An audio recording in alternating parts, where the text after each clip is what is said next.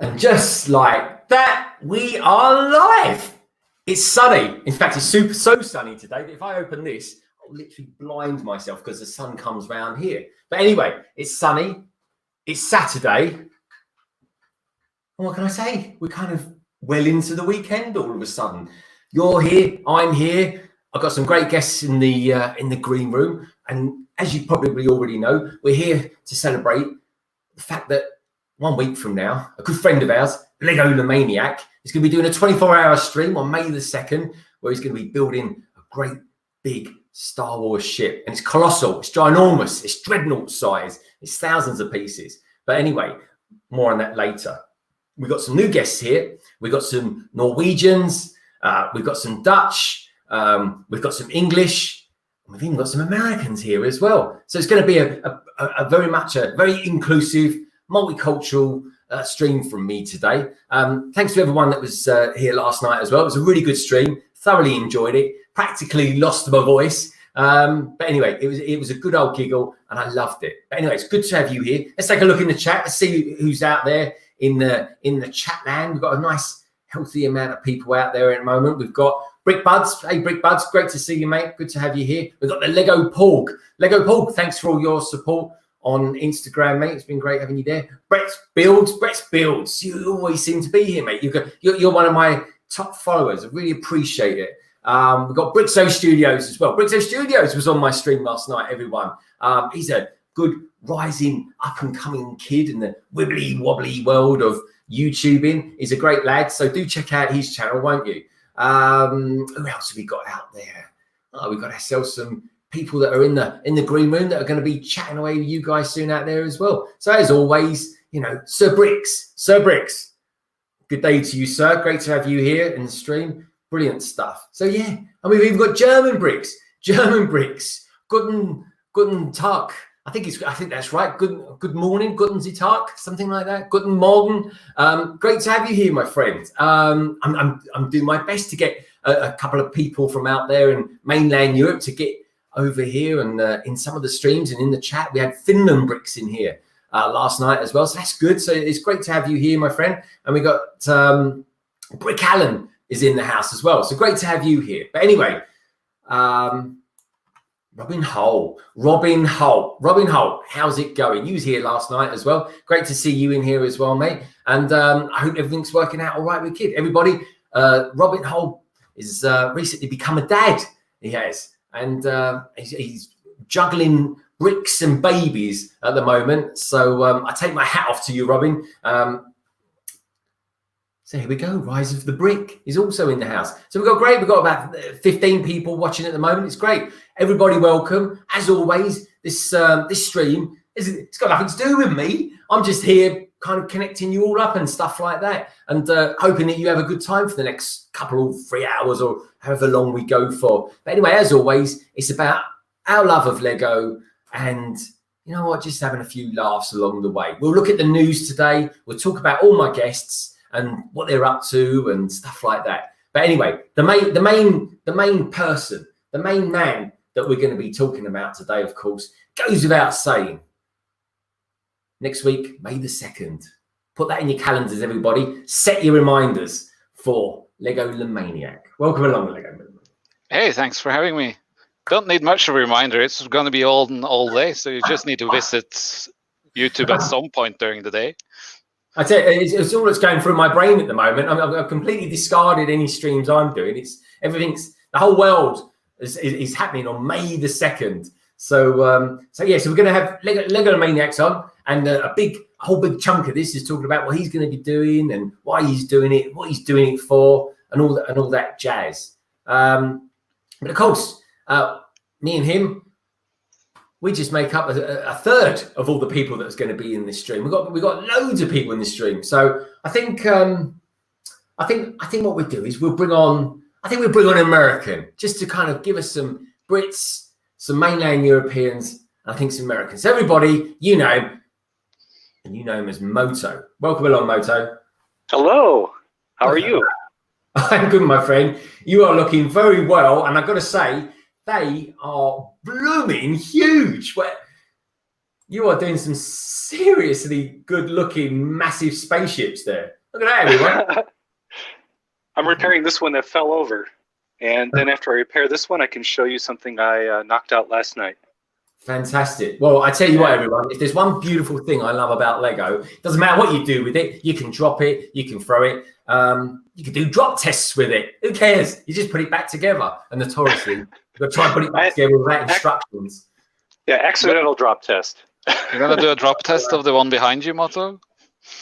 No. What? No. Yeah, I'm not going to. No, I think better still, what I like to see, MOTO, is see what happens.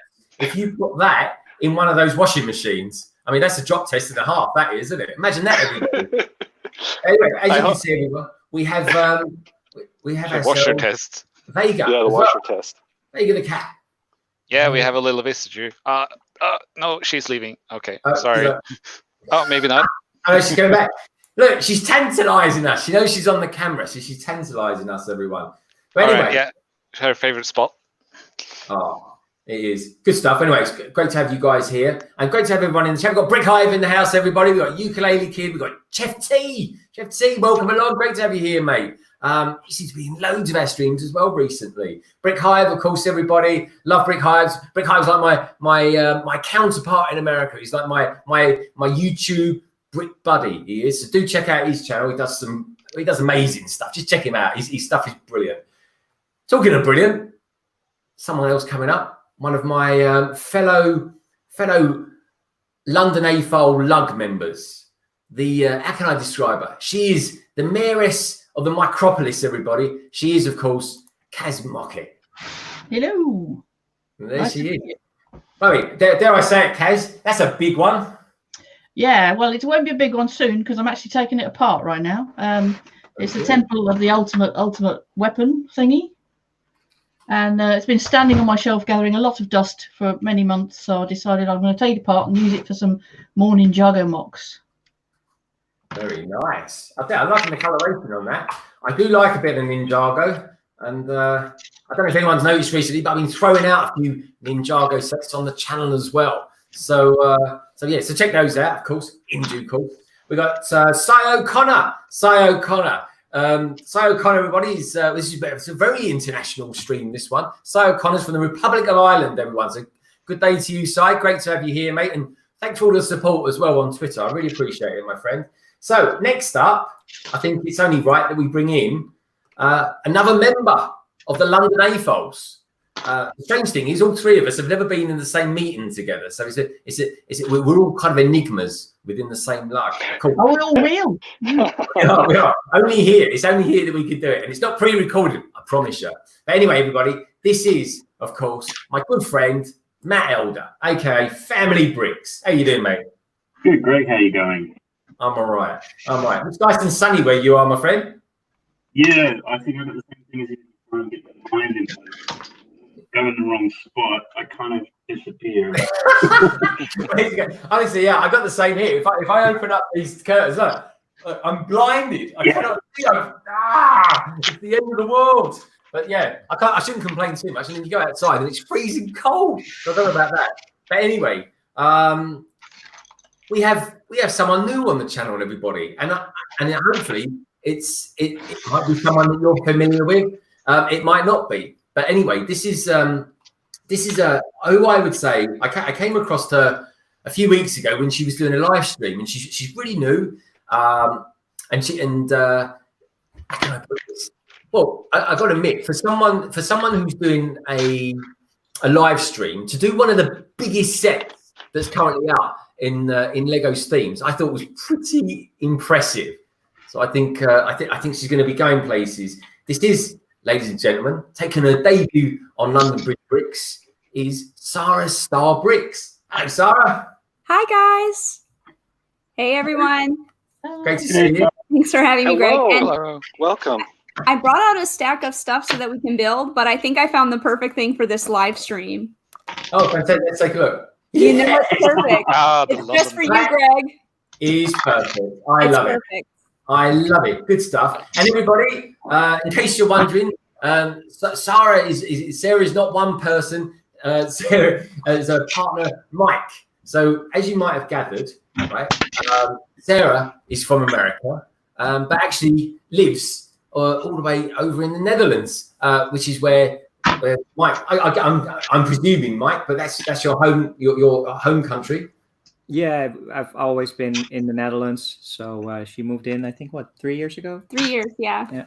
Wow, good stuff. Well, great to have you, everybody. So everyone out there in the chat, if you're thinking, who the hell are they? And who are those people? Everyone that is in the stream today, look down in the description below and you'll find details of their fantastic channels. So do check them out. Everyone who's going to be doing stuff, we're all going to be talking about stuff. We're going to be talking about, I don't know, look all the news that's going on this week. We got Monkey Kid, we got the Lego House exclusives. Did anyone manage to get any of those?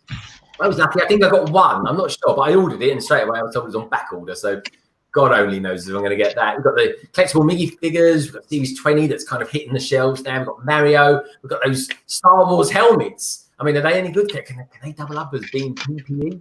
I don't know. Who knows, eh? I don't think they're big enough for my head anyway. But of course, we've got the new Ninjago sets. So we'll be jumping into the world of looking at some, I don't know, maybe Brick Set or somewhere like that. And Brick Fanatics, we'll take a look at those and take a look around and see what they're up to. But just quickly, I'll just pop over to the chat to see what's going on in the chat land. We've got Buttchop 2021. Buttchop, great to see you, mate. Good to have you.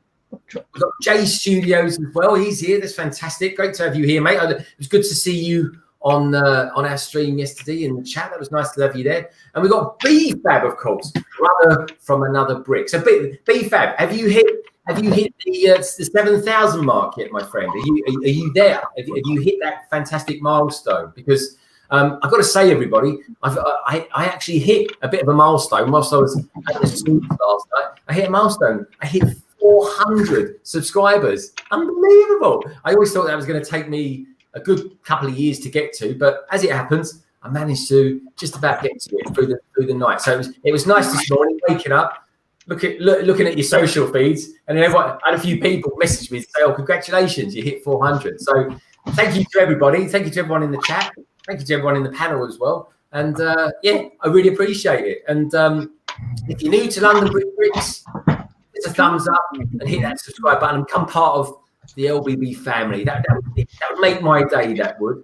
And of course, check out everyone else here who's in the panel. We got 24, 25 people watching us at the moment, so, which is fantastic. So, B-Fab, how are you doing, my friends? Great to see you there. Bricko Studios, congratulations, brother from another dick on 7,000. Yes, he's done it. Well done, my friend. Congratulations. That's fabulous news. Ingrid Wing is in the house. Ingrid, great to see you too. Who else? We've got Brick Vibe. We've got Brick Central, one of the cornerstone YouTubers from here in the UK, one of the biggest YouTubers in the UK. Appreciate having you here, and Deppy Shep Bricks. Of course, popped in last night as well as B-Fab. So anyway, so let's. I think what we do, I think you must have heard enough of me at the moment. So I think what we'll do is we'll pop around. So let's MOTO. I think you've got the biggest, baddest looking Lego thing. Let's take a look. Give us a rundown of what you've been up to, my friend. Been building. I've been building. I made a small spaceship which I can show off. The stand for this one I was putting away just broke, so I'm fixing it. So unfortunately I can't move my hand. But it's good to see you. Yeah, and we could tour kind of where I am on this or anything else that I've built in the recent couple of weeks. Oh, and what are you calling that spaceship? This one, the big one. The big one's got a particular name, hasn't it? Yeah, it's Astra.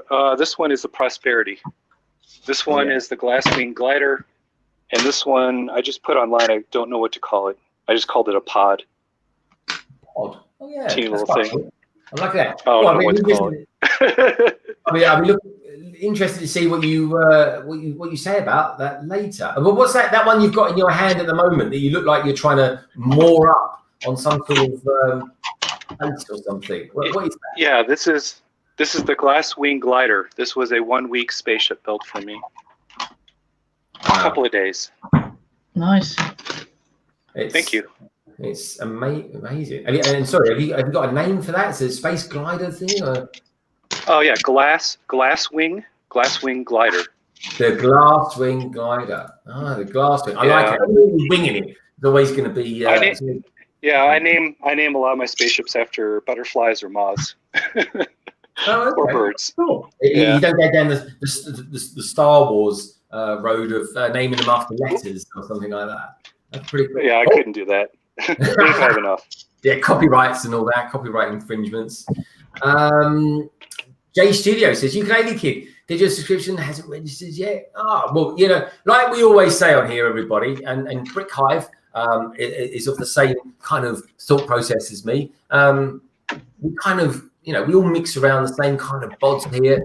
And, you know, if you guys want to subscribe to each other, feel free to. You don't have to force it or anything like that. If you want to do it, just do it. We want to kind of try and create some sort of platform or community here where everyone can come along and everyone's kind of, you know, it's a bit like going down the pub or something like that. Everyone kind of is a bit used to seeing each other, and you know, everyone's very friendly, and that's the kind of the vibe we're going for. But I reckon let's take a look. I think as we've had the big build up to all this, LEGOLAMANIAC.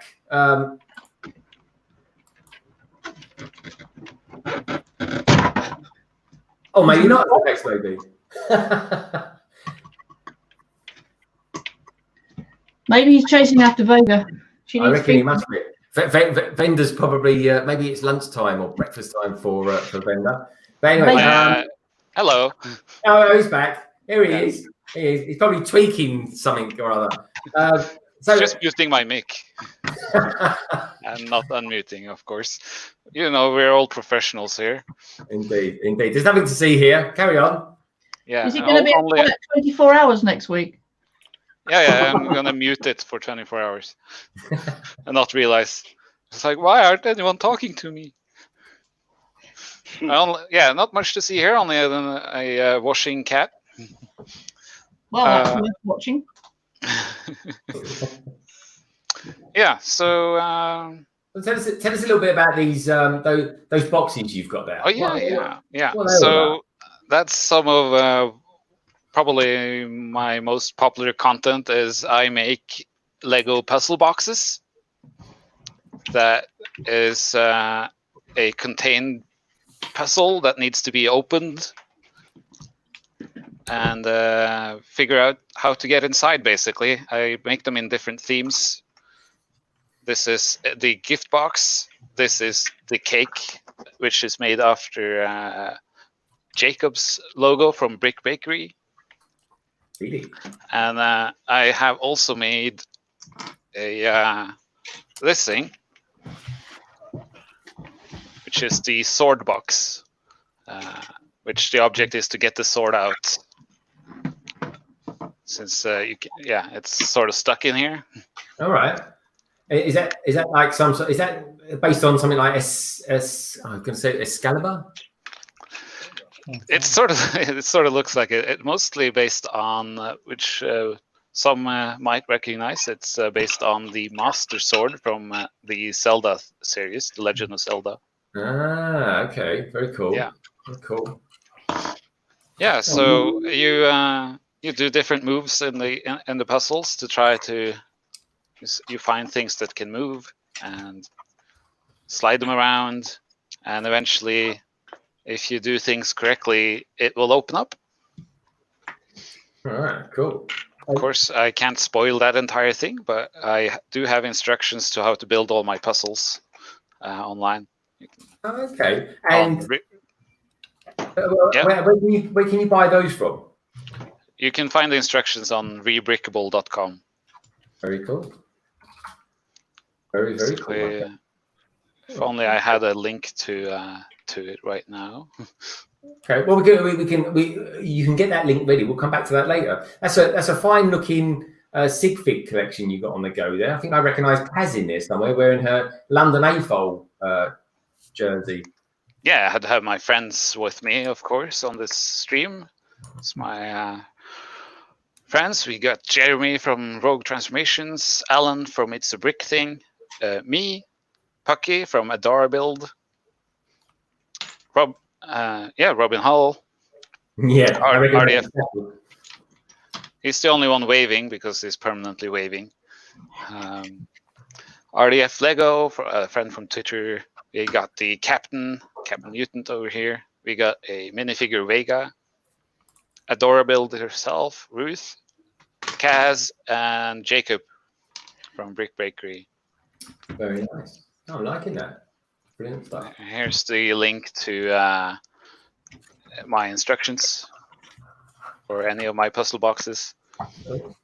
I have a few small ones as well that I built. Yeah. Very good.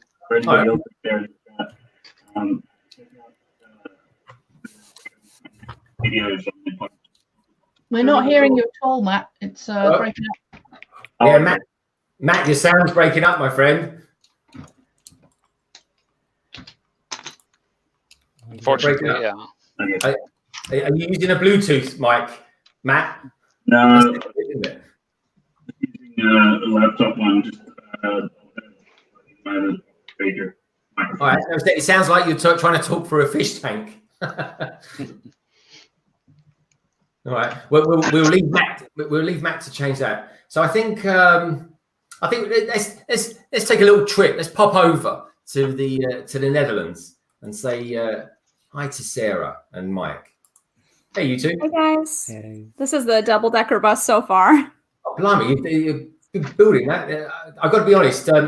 Sarah, on our streams, certainly if you're doing like a stream with us with Brick Hive or myself, we normally take about at least 3 hours to get anywhere close to building something like that. So Oh, it's so small though. It's really tiny. yeah, no, honestly, it matters not. I was just slow builder, full stop. It took me forever just to build something like that. So, so you're doing pretty damn well there. But Yeah, we have tons to do. So. oh, blimey! Oh, you got some good sets. Show what sets have you got? They look fantastic. Well, I went back to my closet in my back area where I keep my box Lego sets, and I have the Easter set, which was a promo, which I still didn't build yet. Oh, I like that. Yeah, that's a limited edition as well. Very nice. This one's pretty old. It's like last year's Year of the Dog. Yeah. Oh, I'm liking that. Yeah, that's pretty cool. Anyone in the chat got any of those? Anyone got those promos as well? Oh, that looks like a good one.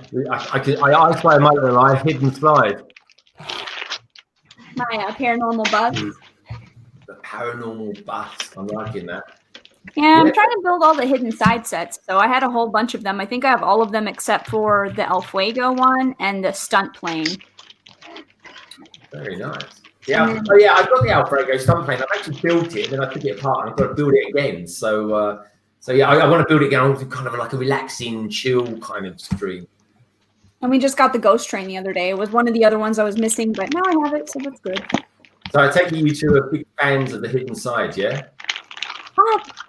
I kind of like it. I've gone to a lot of conferences before where the people that helped make the game infrastructure for the Hidden Side app were there, and they were really interesting to talk to and find out more about how that all works and how that was developed.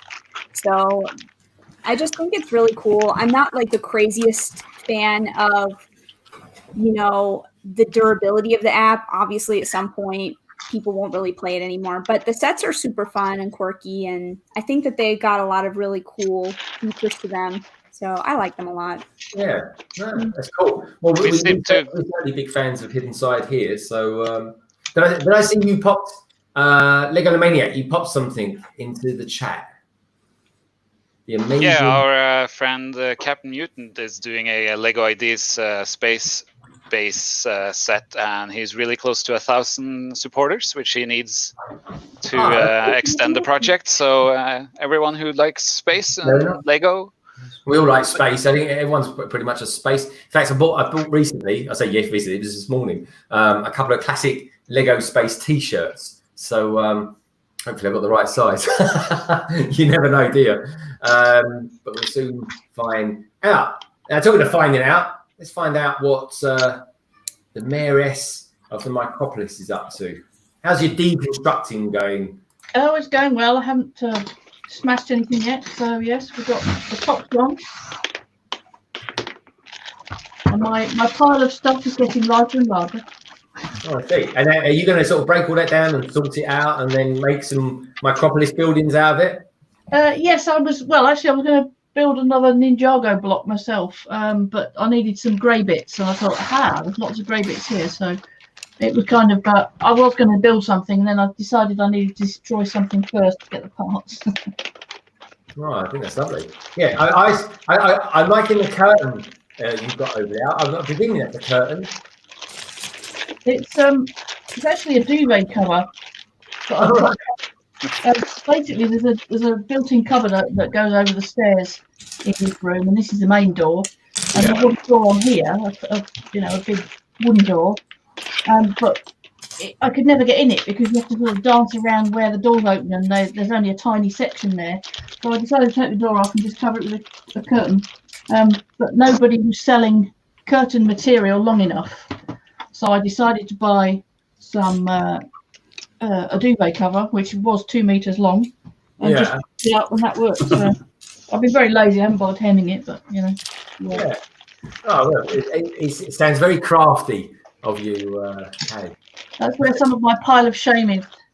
I got lots of pile of shaving. Don't worry about that. Actually, I was going to build something today, but I haven't got around to it yet. What's this then? I've had this set for some time.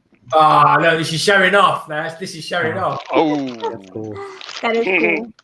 I can show you a bit more if you like. Oh, that's really cool. We should buy it. Oh, that's fantastic. That was one of the sets I got when as part of the lovely bits and pieces we were given when I put my models into the Lego house. And I keep thinking I must build it, but I haven't got around to it yet. So humble brag. Yes, humble brag. Nice segue there. I just happened to have some sets in the Lego house, you know. Yeah, not that anybody can see it right now, but you know, it's there. Yeah. Well, that's half the battle.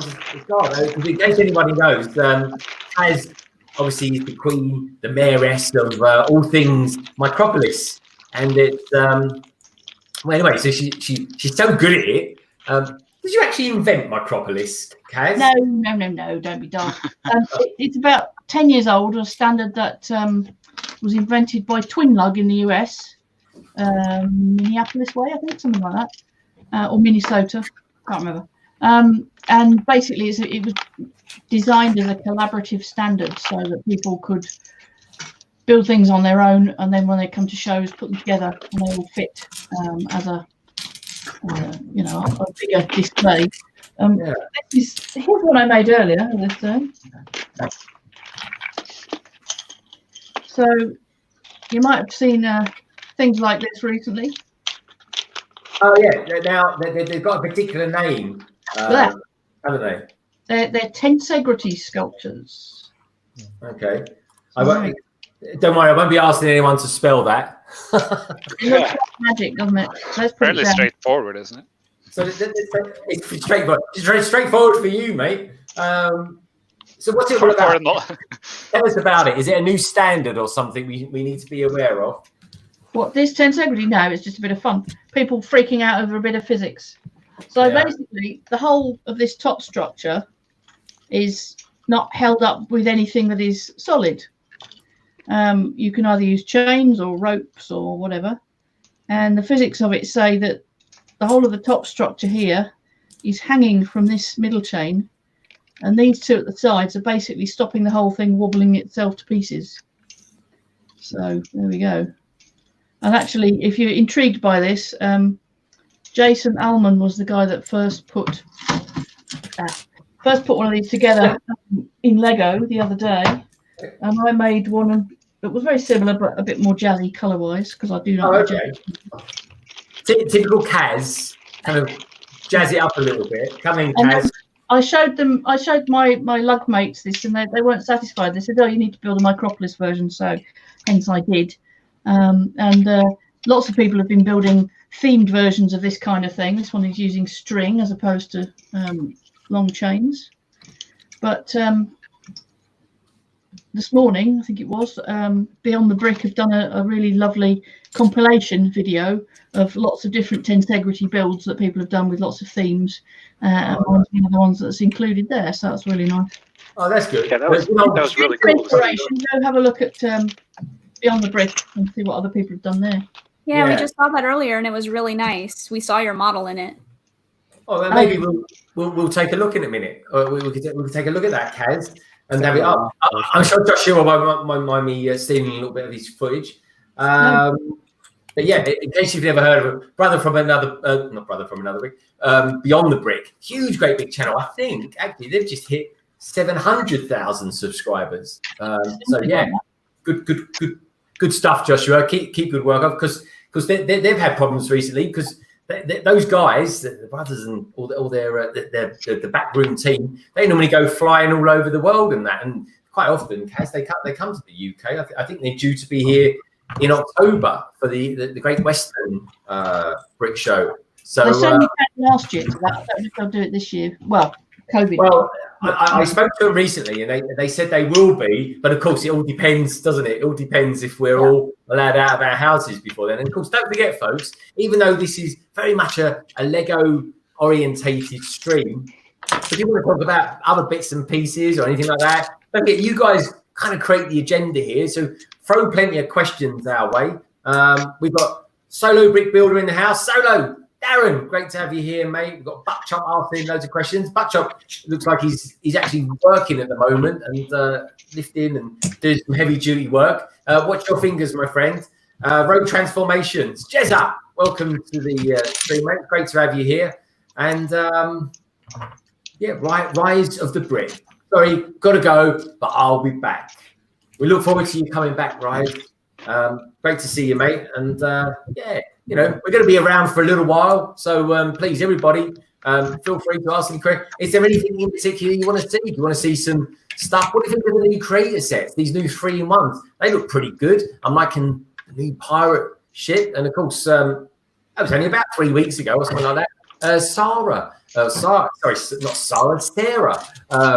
SaraStarBricks. She was building, more T-Vigor.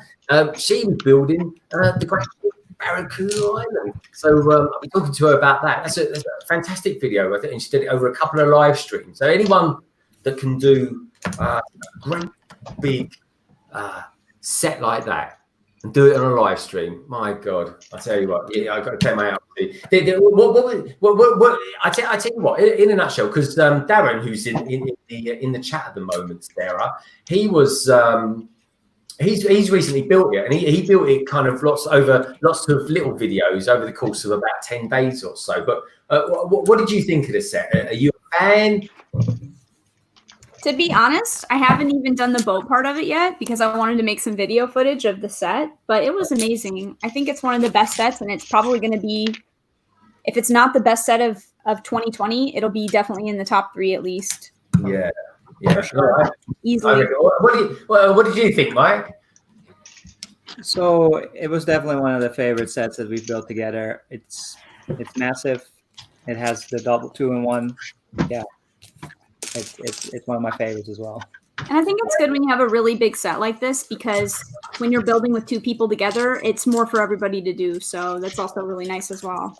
Yeah. But yeah, pirates is just one of my favorite themes of all time. I'm completely in love with pirates, everything. So the creator pirate ship that they're going to come out, even though that's smaller, I'll buy that.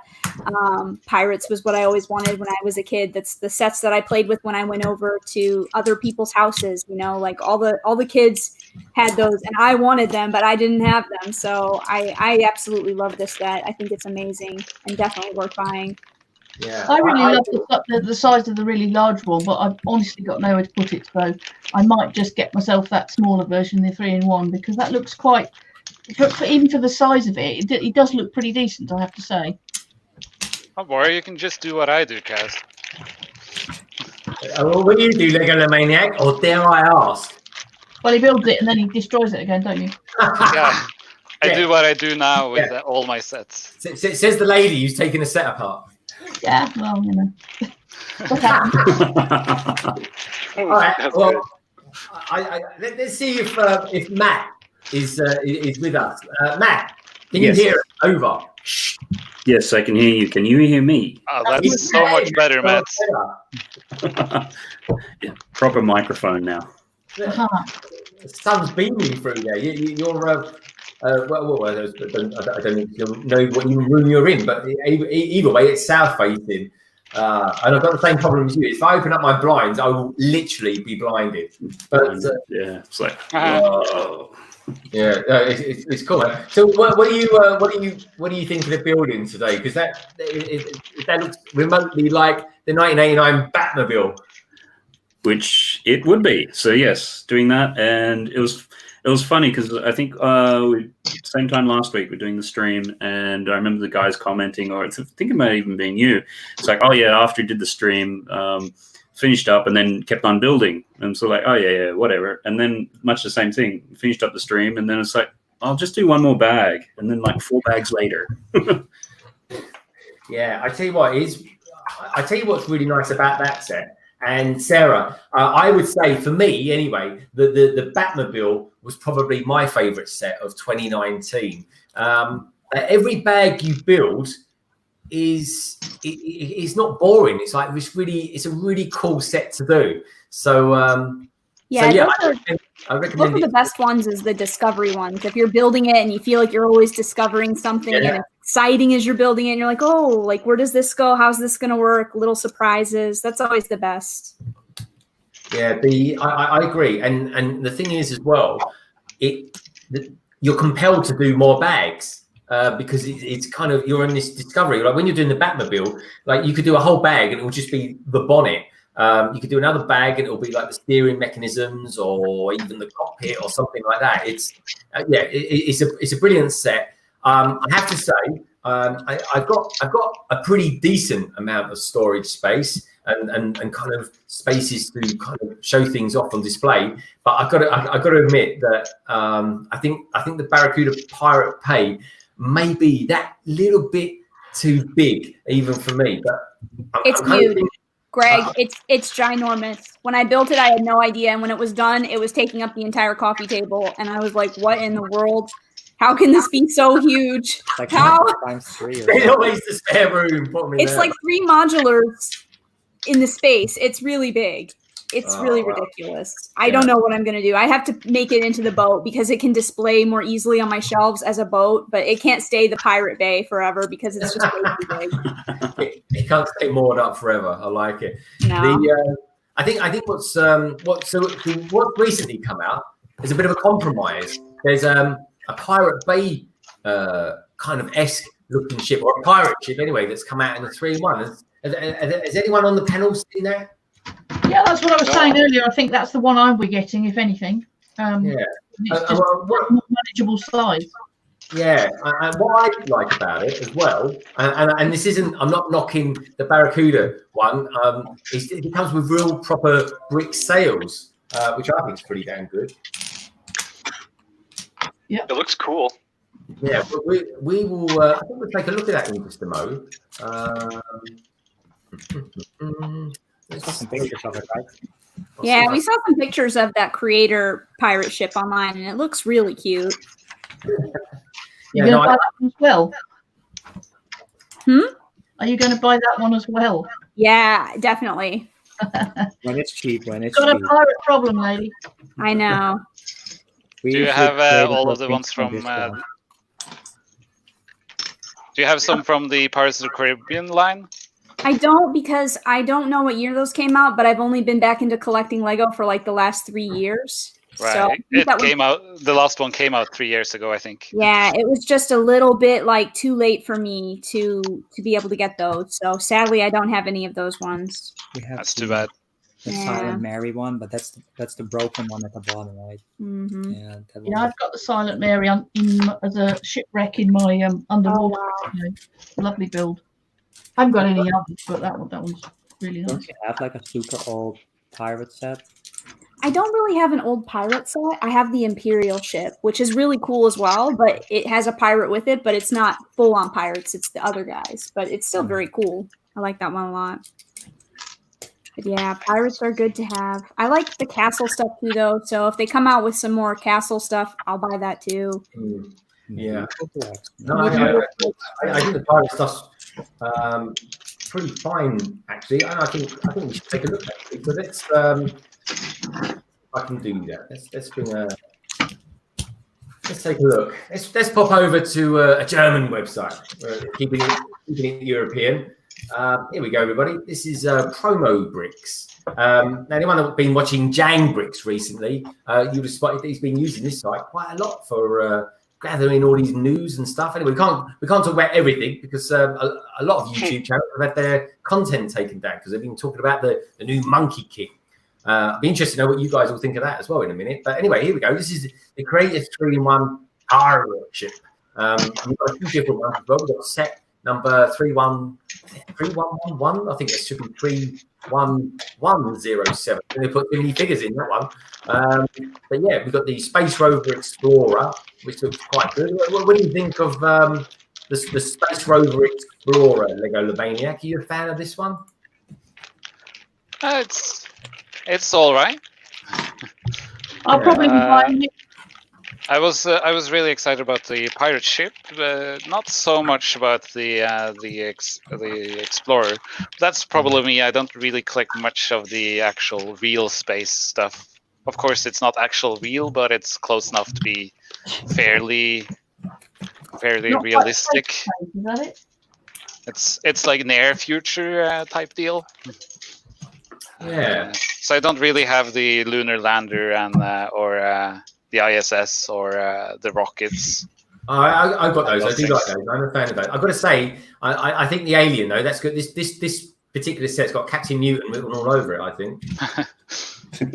It is a nice set, but I probably won't be getting it. The camper van, however, that is really nice. Yeah, we'll come back to the camper van. That seems to be one that some people like and some people don't. But look at that, folks. I think that's a fine looking set. I'd be interested to know what you guys in the chat think about that as well. I think that's pretty cool looking. It's kind of like the poor man's Barracuda Bay. That said, it's got a fairly decent piece count. I think it's just over 1,000. But I've got to say, looking at the back end of it, it reminds me of, was he called the Mary Rose? The Silent Mary. Yeah, the Silent Mary. I like it. It looks good. We've got a shark there, and we've got only. I think that counts as a minifigure. A couple of pirates, and I think it looks like a cockatoo or something like that over there. But okay, let's. So that's the pirate ship. I like it. I'm definitely going to get that. There's no doubt about it. And definitely, Sarah, I would definitely like to see what that looks like up against. The Barracuda one, because and maybe if you buy it and you do it, you could do a comparison as well. That would be quite cool. I think a lot of people would be up for that. Exactly. Yep.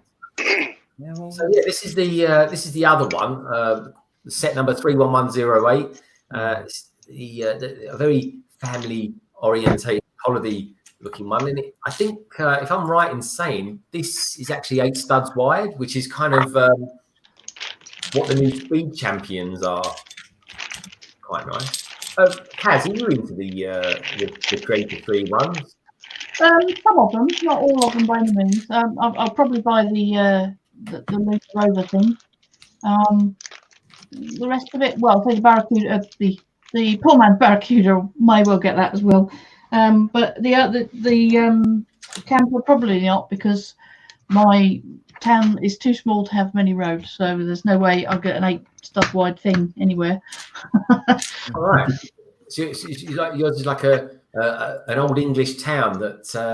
Well, to be honest, it's like an old English town in lots of plastic boxes right now, because I'm taking it apart for a bit of a of dust and B a good old rethink. So I'm not quite sure how it's going to come back yet, but yeah, I think it'll be back soon.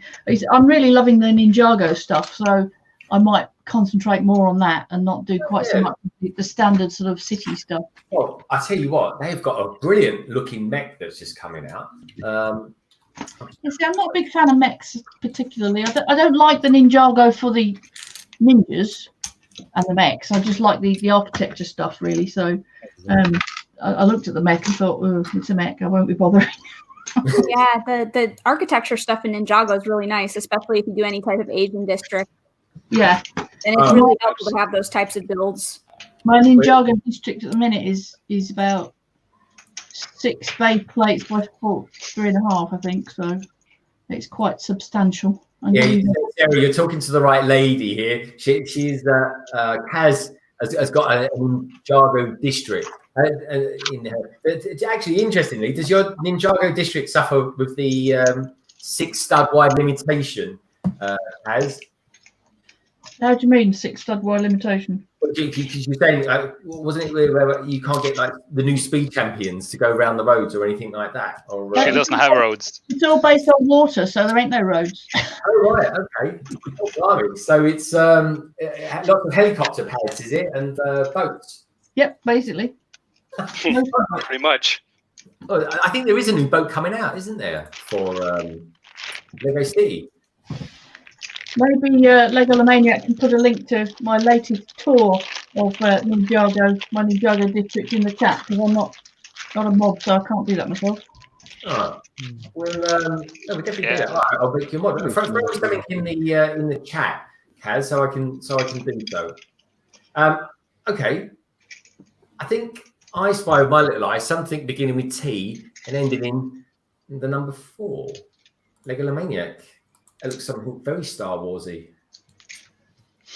Yeah, hello. I'm just taking apart some sets while I'm listening and waiting. All right. So tell us a little bit about this set and the figures that came with it, because this looks like a bit of a UCS style Star Wars ship. Yeah, it's sort of a UCS and sort of not. This is the Tentive 4, the blockade runner from Star Wars Episode 4, Princess Leia's ship, which she ejects C-3PO and R2-D2 from. Just had it laying here for a while now, so I had to take it apart because I have almost no shelf space for stuff like this. So I mostly just keep sets built until I've published a video on them and then take them apart again. And then I'm not entirely sure what I'm supposed to do with them. That is always the thing. So yeah, what do we do with all our Lego sets? Here's a question for everybody then, and all the panel and everyone out there in chat land. What do you do with your boxes? Do you keep your boxes, or do you throw them, or do you burn them? What do you do with them? LEGOLAMANIAC, what do you do? I guess you throw them, don't you?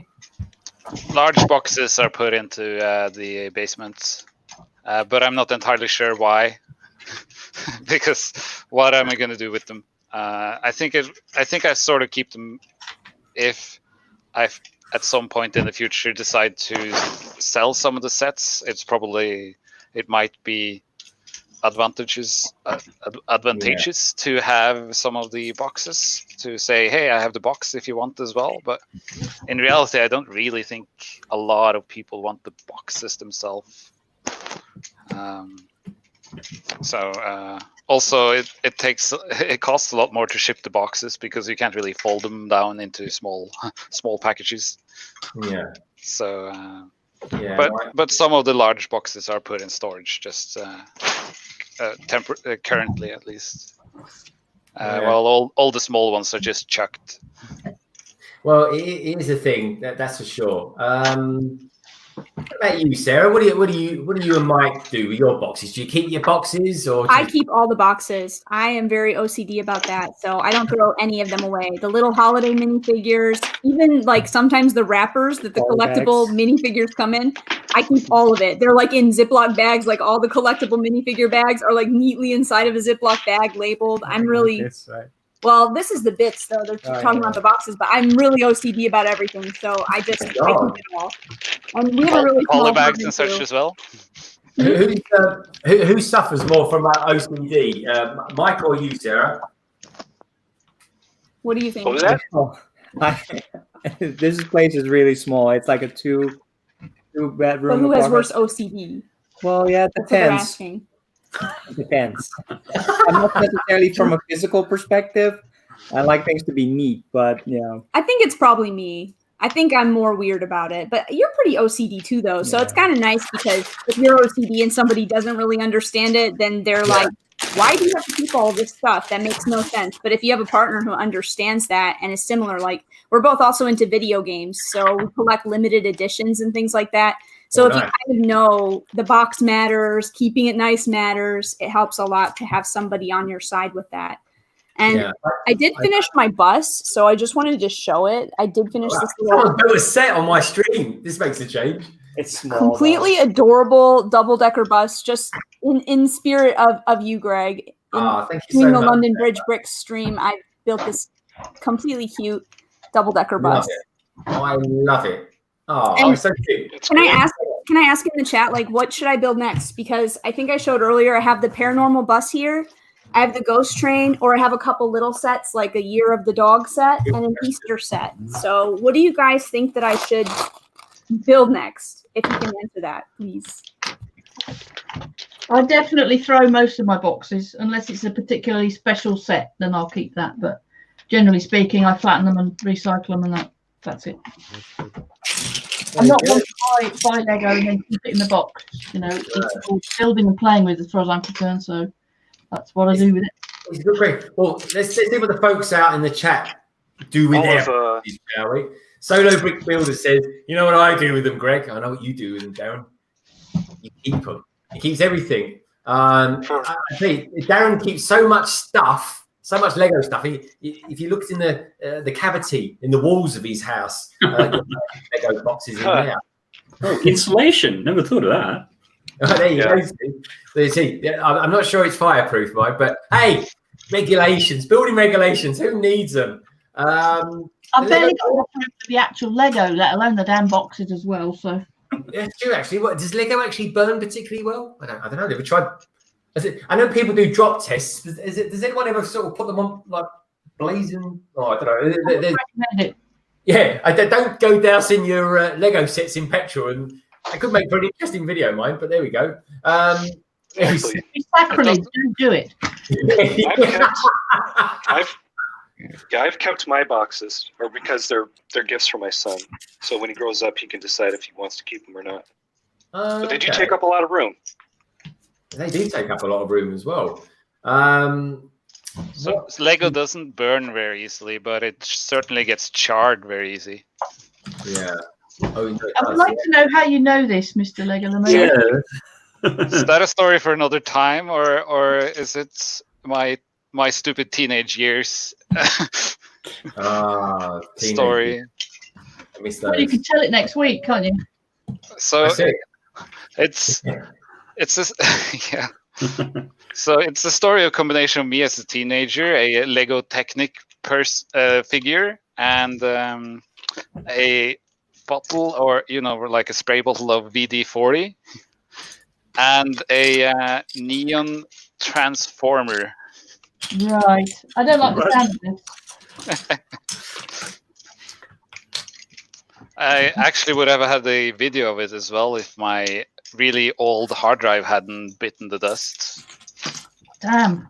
Oh, did that happen recently? No. If I was a teenager recently, Greg? No, if the hard drive had bitten the dust. This is the thing. I think I've never really seen you ever before, LEGOLAMANIAC. It's very hard to judge someone by their hands and their kind of their forearms and stuff. Have you not seen the face reveal in the full cosplay garment? It's cosplay, yeah. But again, though, you're not really seeing his face. I mean, for all I know, he's just a teenager who's stuck a load of hair or something on his arms. Who knows? Well, he's old enough to get married, so I doubt he's a teenager. So there we are. Well, that's true. Unless, of course, there are places where you can get married young. But do you know the marriage laws? Child bride, LEGOLAMANIAC. Yeah, minifigures don't count, LEGOLAMANIAC. Maybe I'm making it all up to seem like I'm old. This is it. So, what was someone saying in the chat? Butchop says the nice part of saving all the boxes is dying from being burnt to fire, trapping your own creation. Yeah, there's one thing I love, Butchop, is irony. and that would definitely be an ironic way of going. YouTube's crazy, mate. There's people with Lego trains who drive them through swimming pools. I tell you what, if anyone's into trains in the panel, actually, Kaz, are you into trains at all? Is that not quite... Obviously, I wouldn't say I'm rabidly train fan, but you know, I've got a few. Oh, but look, anyone who's out there at the moment who's into trains and stuff like that, check out Brett's builds. He does some fantastic stuff on his channel. He's really into his trains at the moment. He's done this like 3-layer train track as well, which is bloody amazing. That is. By the way, it seems like there was a overwhelming vote for the bus. So I guess Sarah has started and you two have started on the bus. Yeah, we started on the bus because I saw a lot of people say bus in the chat. So I'm gonna shout them out. It's a combo. Bus combo. Well, what can I say? What can I say, everybody? You want a bus? You're gonna get a bus coming up. They say live streams can be like buses. You never see any phrases. Then all of a sudden you get 2 coming along at the same time. Boom. But So, wait, who says that, Greg? I just made it up. They're gonna make it up. Greg says that. Greg says that. Greg says yes. Give it about 20 hours in next week. You're going to be winging it as well, believe me. Yeah, the joke could be worse, I bet.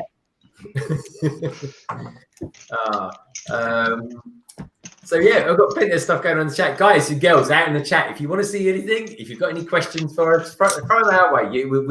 We're here for the next. God, how long have we been streaming already? Nearly an hour. We're nearly an hour. Where did that hour go? But we'll probably be here for a few hours today, all in. So yeah, throw us your questions. Anything you've got. I think the hour was lost to someone named Greg talking a lot. Just please, And Greg, Mr. Greg. Yeah. I do have to go, but I did bring out this little tensegrity sculpture, my version of it. Oh, lovely. Wow. Nice. Oh, cool. Awesome. What's what? Oh, there we go. Hey.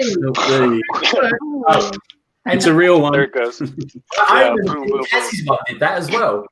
So, They all So- do that. Not careful. so like all of your builds, Moto, it really shouldn't be touched. Pretty much. Ouch. Pretty much. You don't want to touch them. Can't touch this. Especially this one. This is probably one of the most fragile ones I've ever made. What's that called? There was a lot of stuff on it. So It's called the Founders. So the original moon landing set, you had to brick build the astronauts. That's what that represents. And And then then the weird minifig with there- no arm. Yeah, the first fig, and then the classic space fig that we know and love, looking toward the future. Very good. But I wanted it to be like broken marble, something that was really weathered down. Must have been Should hit I by ask- meteorites over its time. That's right. It's gotten worn down by all the micrometeorites landing. Let's see if this will stay back up again. I'm loving all the white as well. You're into your white bricks, aren't you? Yeah, white is my primary build color. That's for sure. No, I think I've actually got some white bricks that came in the post today. I might have to crack them open and take a look and see what I got. do you build with pure white, or do you like to use sort of yellowed bricks as well to get sort of a mixed texture? So for the sculpture, I definitely got all my nasty old brick that was yellowed and weathered and used it, which was fun. Right. It was good to have a lot of difference in there. But a lot of my stuff, I'll just show kind of what I have going on before I go. So Greg, Hello. That's a thing of beauty. The spaceship. That's me. yep. Next Here we one. go. There we go. Cool. Wow. So I like to use a lot of metallic for highlights. This one is not detailed very much. It's mostly structure, but Washer looks really real. well, the washer is very real. Stop Sorry. it. Yeah, Okay. Sorry, Cass. it's okay. But I like to use a lot of And then I have this little shuttle that snaps on. So the shuttle would snap onto the leg there. This one I just built yesterday. Power It's one of line? the Trolls pods was kind of the idea. Is that like a lemon juicer you've got on the top of that? Pile miners, isn't it? Yeah, it's power miners, chrome piece. Wow, that's massive. But I wanted to give it sort of a more of a dark, sinister look, so I used black. That is a Rock Riders drill. Rock Raiders. Yep, Rock Raiders, yeah.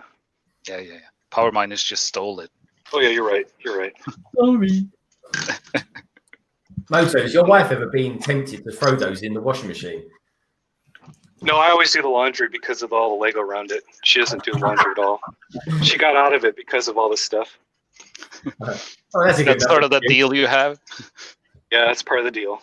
I think she came out best on that one. Good one, Mrs. Moto. Don't leave the I do all tensegrity sculpture on top when it's doing a spin cycle. No, I've learned the hard way. I was reconstructing that. I don't have to do laundry today. I get to skip one day of the week. So I figured I'd bring everything inside. Moto, has it ever got so bad that you've not actually been able to do the laundry because you can't get over the Lego? No, all my stuff is swooshable. So even the egg over there, I just pick it up and move it. I like it. It's massive. So, had you guys seen that before, the swoosh stuff? No. Oh, okay. Oh, Yeah, if I grab it.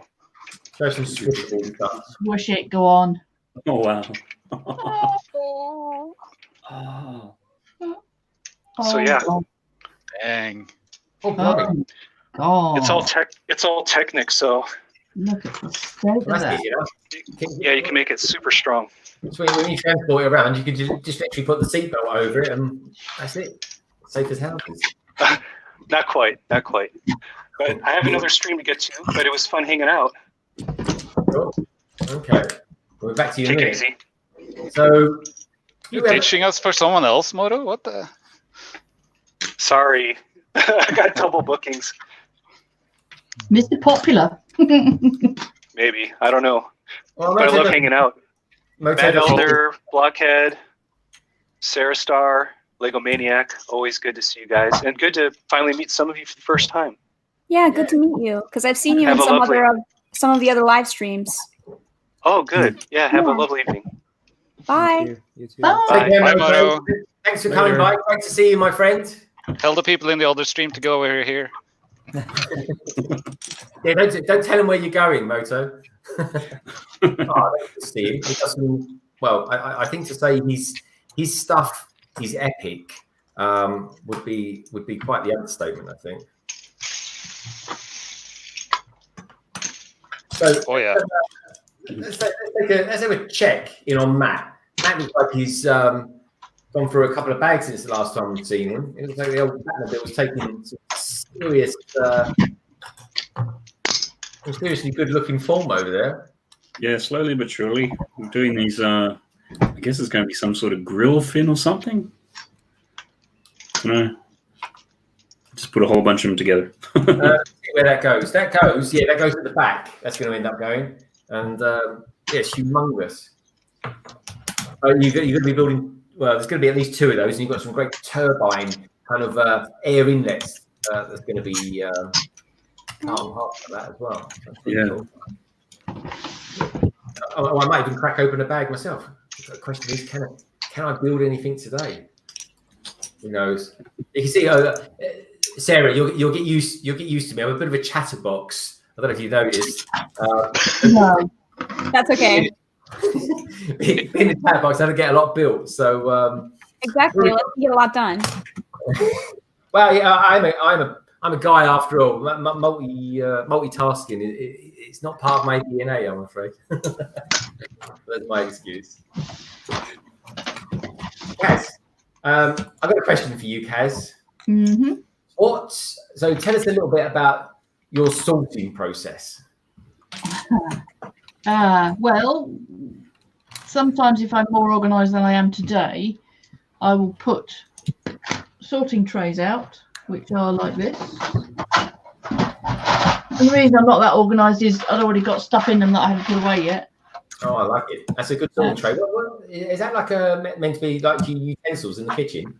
No, that came from a Lego education set. Oh. Can't remember which one, but or you could just use the other thing I use are these excuse me, plastic tubs that have got lots of you get stuff in them from the supermarket, and I just clean them up and wash them out, and there they go. But I'll do a rough sort first of things like bricks and plates and panels maybe, and then gradually do it several times over until I get things actually into my parts drawers, which are all on here. Yeah, very good. I'm liking it. I'm liking your style there. Some things I'm putting away straight away, like the really small parts, because I can't be bothered to dig around for them later. But the big chunky things I tend to just put in the big pile to start with, and then I'll take them out gradually and do a proper sort in a minute. And now I'm dropping them all over the floor. How do you sort? Now, someone's messaging me at the moment. I'm having a chat with my good friend Brick Hive, who, unless you don't know who Brick Hive is, and I find it very, very unusual if you didn't know who Brick Hive is. Brick Hive is based over on the east coast of America, and he's currently at the moment cleaning his Lego room, so he might be jumping in a little bit later. Brixo Studios, hold that thought for a little while. Now, I had a bit of a shock today when I fired up the stream. I fired it up a few times today because we were doing some tests, and I was just changing some wallpapers in the background and stuff like that. And I hope you like the wallpaper changes as well. I like to sort of spruce the place up a little bit. So anyway, I started the stream, and lo and behold, Kaz, aka BlockheadUK, she was already here. She had some strange device in her hands. Kaz, do you mind talking us through what this special device was that you had in your hand? Because I've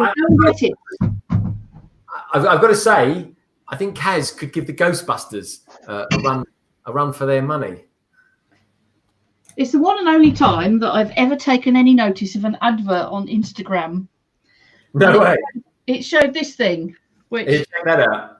I've basically put an elastic band around because I left it and this one got bent, but that doesn't matter. So basically, it's an attachment for the end of your vacuum cleaner, drinking straws type thing, and then a universal fitting appliance. And basically, you can use it to hoover up all the dust and rubbish from Lego. But of course, they're so small that nothing actually gets sucked up apart from the dust. So all of the bits and pieces that you thought might get sucked up if you're using a regular vacuum hose are safe. So I go along things with a paintbrush, and people say, "Oh well, just do it with a paintbrush." But all that does is stir the dust up; it doesn't get rid of it. And when I'm moving it, I want to get rid of it straight away so it doesn't just settle again. So I'll sort of go along the studs with the brush and then follow it with the pipe, and hopefully everything gets sucked up into the hoover. So can that plug into like a Henry or something like that? Any old hoover, it's a universal fitting. Oh, okay. You can take whatever end off you'd normally put on and put this in on instead. I want one of those so bad. It was about $10. It took about 3 weeks to come from China. So in January, I think. So yeah. It's not a vacuum accessory at all. It's not at all. No, it's from China. Now, anyone who does TikTok will know what I'm talking about by saying that, but probably most people that'll be lost. So what's going on? What's going on in the chat, everybody? We've got Rise of the Brick saying that's handy. Getting some good feedback there, Kaz. Again, I can't remember what the website was called. It was just search for. What? I'll have to think about it, but I can't remember what it's called. Well, don't put Lego specifically because it's not really for Lego specifically. But there was an advert I saw on Instagram where somebody was hoovering out a drawer with paper clips in it, and obviously the paper clips weren't getting sucked up. So you might find it on Instagram again. I don't know. Yeah, J Studios, who's English actually, from what I remember. J Studios says, I like the way some people in the UK call vacuum cleaners hoovers. Yeah, probably. Old timers like me, J Studios, we tend to call them Hoovers. That's one of those strange things. It's a bit like if you've got a Dyson, we tend to call it a Dyson, don't we? It's a strange one, really, when you think about it. And Buckshot is quite right. Hoover is indeed the company name. It's the attachment seems to just be called a dust brush or dusty brush. Okay. So if you just search for vacuum dusty brush, you'll find a million of them on Amazon. It's odd because it's not really a brush. It's because these are like drinking straw, plastic drinking straws. But Oh, no, I think I found it on eBay. It's called it's called a Dust Daddy. yeah, that wasn't the one I bought specifically, but that's another one that I've heard of recently. Yeah. Okay, so I think we should take a look. J Studios, I am English. Indeed, you are, my friend. Good stuff. Right, finally, I was on commission, eh? Indeed. Let's take a little look. We have Henry says Jet Rogue. Sorry, did you say you got it off Amazon? Me? Yeah. No, I bought it off the advert was on Instagram. There we go. And I had to go to the company's specific website, but I can't. It wasn't Dust Daddy; it was something else. But Yeah. if you search for Dust Daddy, that's pretty much exactly the same thing. Yeah. Look at that. There's your Dust Daddy. So tiny suction tubes. They look like straws. But yeah, that's effectively what they are. I mean, the clever bit, I guess, is the fact that they've got this bit of probably, I don't know quite how it's made. Maybe it's 3D printed, but this bit that you attach all the straws into, which then goes down into the pipe to make a proper seal. That's the only bit that you probably couldn't make yourself if you wanted to. Yeah. If you could figure out some way of mounting the straws like that, then you don't even need this bit. Probably you could just put this straight into the end of the Hoover nozzle. Wow, fantastic. Well, there you go, folks. You thought you was just coming on here to watch some people build some Lego sets or deconstruct them, as the case may be. We also learn how to clean your Lego as well. But anyway, let us know in the chat, how do you guys clean your Lego? Because let's face it, it's one of those things we put on that we make it, we put it on the shelf. Yeah, it may take it off the shelf every now and again, sort of move it around and that sort of thing. And then we go, oh God, how dusty is it? Yeah, I've got a, well, let me go and get it actually. I've got a big old Star Wars set over here. I packed them down before they get dusty. This one here, this is this is gorgeous. This is Krennic's shuttle from. There we go. Look at that. Oh wow! So this is Krennic's shuttle, and it's from the Rogue One film, which is arguably one of Disney's best movies that they've done with Star Wars, and it's beautiful. It looks fantastic up against the Batmobile as well. But the problem with it, and especially being black, is that boy does it collect the dust. But when they're kind of buffed up and clean, they do look rather special. I say they look cool. Comes with some good figures as well.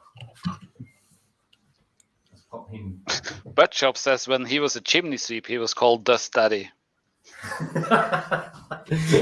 When he was a chimney sweeper. You don't want to go into that part of his career, I don't think. Yeah, I don't know. You see, I always wondered with Buttshop where he got his Dick Van Dyke accent from, and now I know.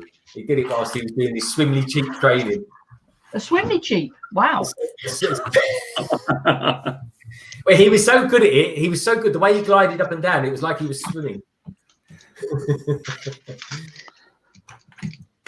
So let's take a look in the chat. What's going on in the chat? We've got Dust Daddy. Cool. Dust Daddy. Hey, LBB. What is your favourite Lego Star Wars set? Ooh, good question. Favourite Lego Star Wars set? Now you started him. Yeah, that's a good point. Where do I start with that one? I've got a few. Probably my favourite ones I haven't even built yet. But I built this one over here.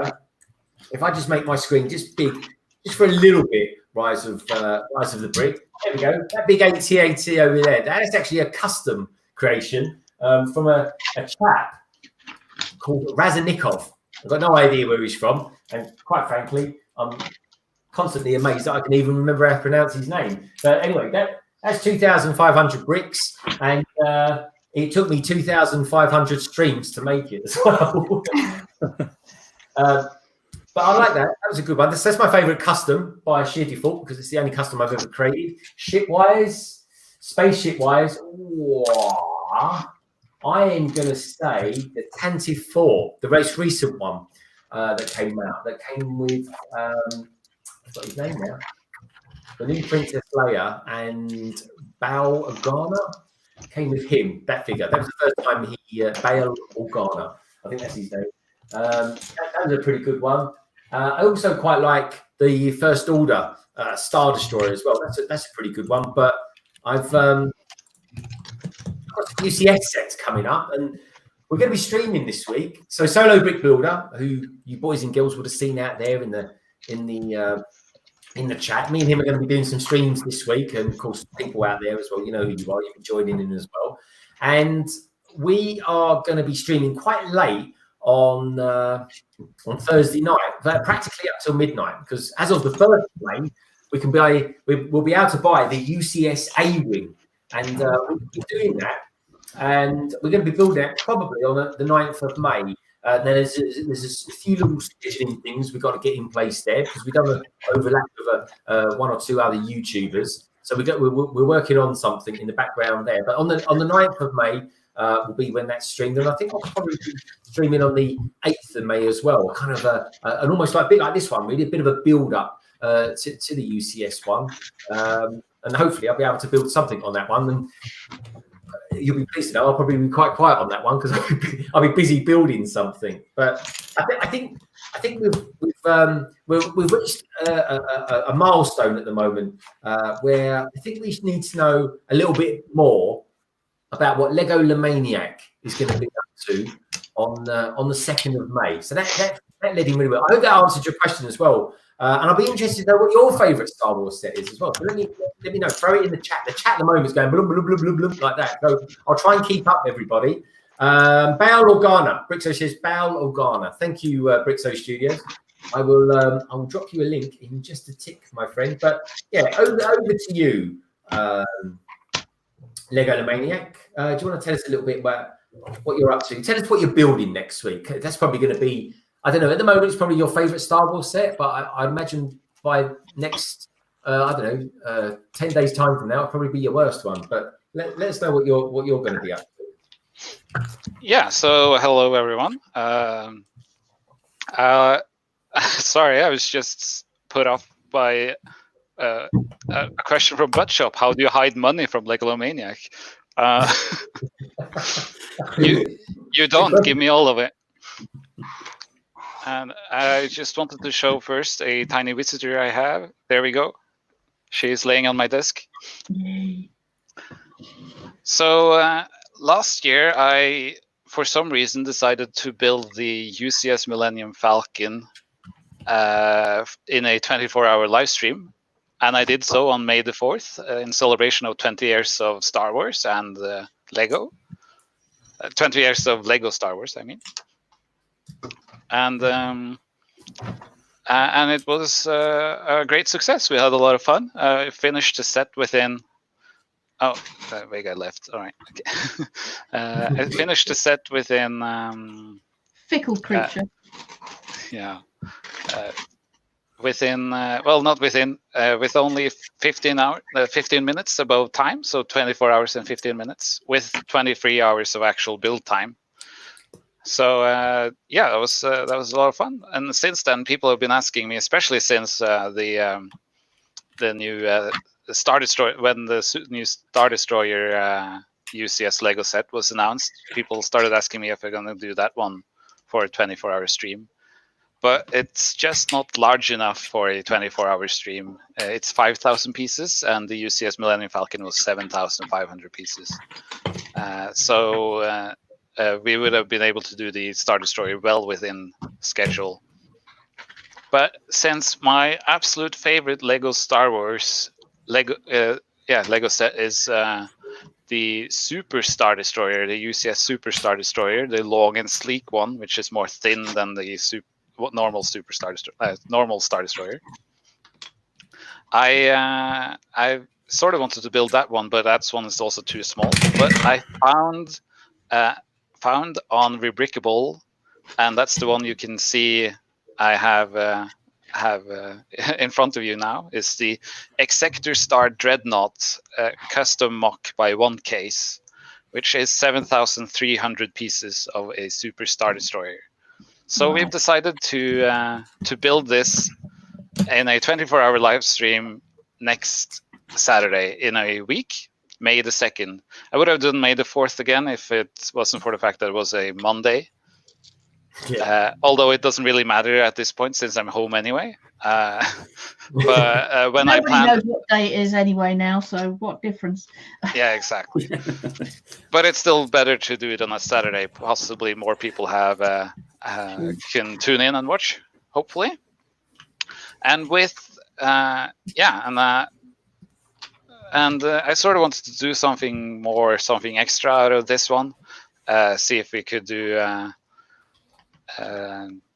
something fun with it, and we therefore decided to do it as a charity live stream in support of wildlife and animals, and particularly wild cats, because we're a big supporter of cats and wildlife and animals and animal welfare, and similar, especially Vega. She's a big fighter for that.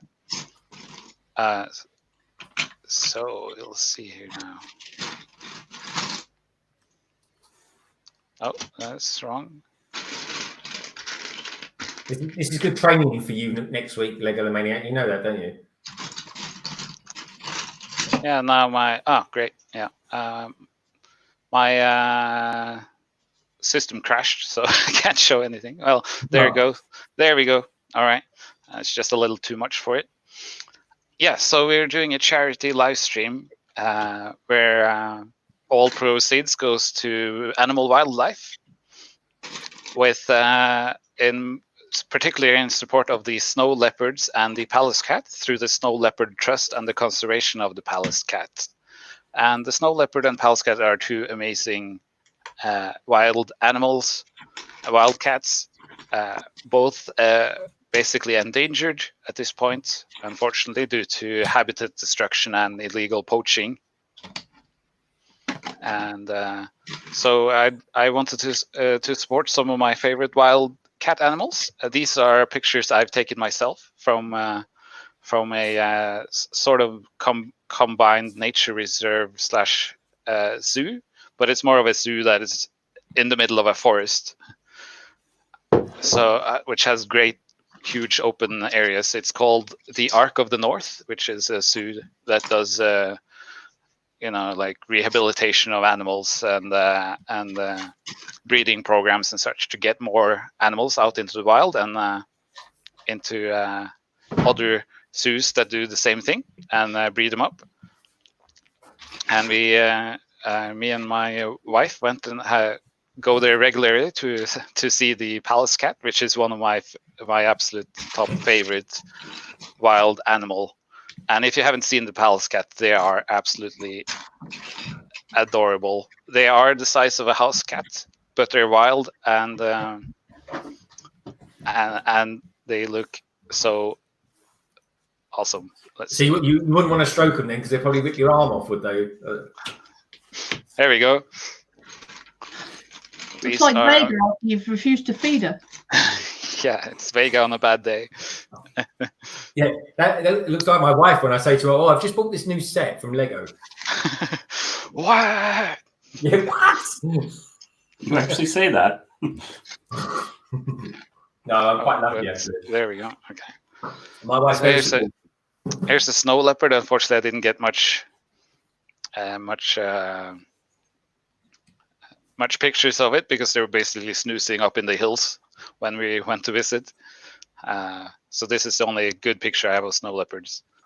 I sort of just wanted to use my own since I don't have any rights to other people's pictures. Brick Allen asks if I'm from Sweden, and I'm not. I'm from Norway, but we're within a couple of hours drive from the Ark of the North in Sweden. You're very close. I'm always getting them mixed up, if I'm honest. You're always on the left. Go on. There we go. They are super adorable, the tiny Pallas cats. Oh, look at that tail. Yeah, they're super floofy. They have so much fur. They live mainly around Central Asia, up in the mountains, up to about 5,000 meters, and that's something in crazy feet. Yeah,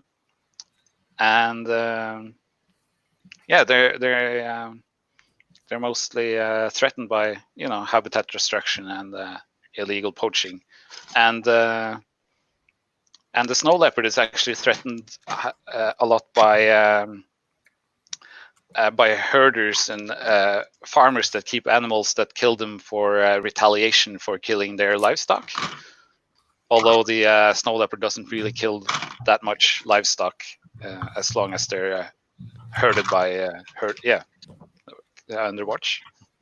I think we need to just leave that picture up for the entire rest of the stream. But I have more. It's really cute. Oh yeah, they are, and they are one of the few or only wild cats that have round pupils, as you can see.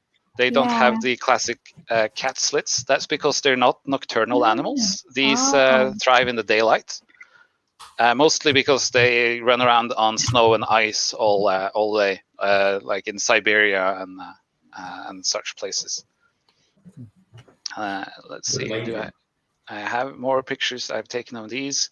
You got this guy, and they can look so grumpy. It's amazing. It's I absolutely adore them. Oh, sorry.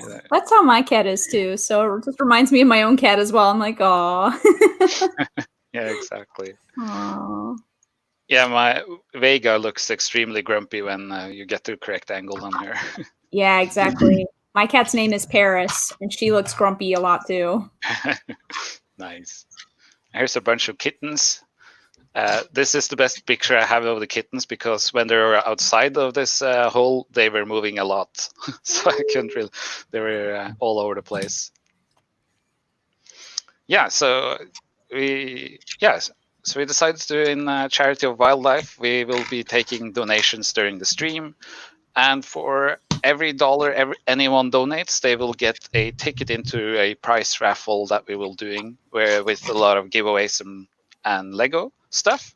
So you have a chance of winning some cool Lego, which this is most of the stuff I have at the moment. Some stuff I have been laying around, and some creator sets and some CMF collectible figures, and the pop-up party bus. So if you missed your chance of getting the pop-up party bus, it's probably not too late in the stores either. But it's meant to be a brilliant set, an absolute brilliant set. That's meant to be. Yeah, it's amazingly fun. Fabulous. I really enjoyed it. Yeah, recently built on live stream by Tricky Bricks, which are two people from which was on Lego Masters, I think. Great guys. Yeah, so if you donate to the stream for different stretch goals or different donation goals, we will raffle off different prizes on the stream with the pop-up party bus being the second biggest stretch goal we have, or not stretch goal, but donation goal. If we reach our absolute top goal, we will raffle off the huge Star Destroyer we're building, and one of the viewers who has donated will be able to take that home or get that home sent to them. That's fantastic. As long as we reach our top donation goal, just out of interest, are you just to help out the poor person who wins it? Are you going to send it? The new home. What was that? Are you gonna take it apart brick by brick, or are you gonna post it as it is? Because the size of it, you'd have to post it in a coffin or something like that. I will probably take it apart. Yes.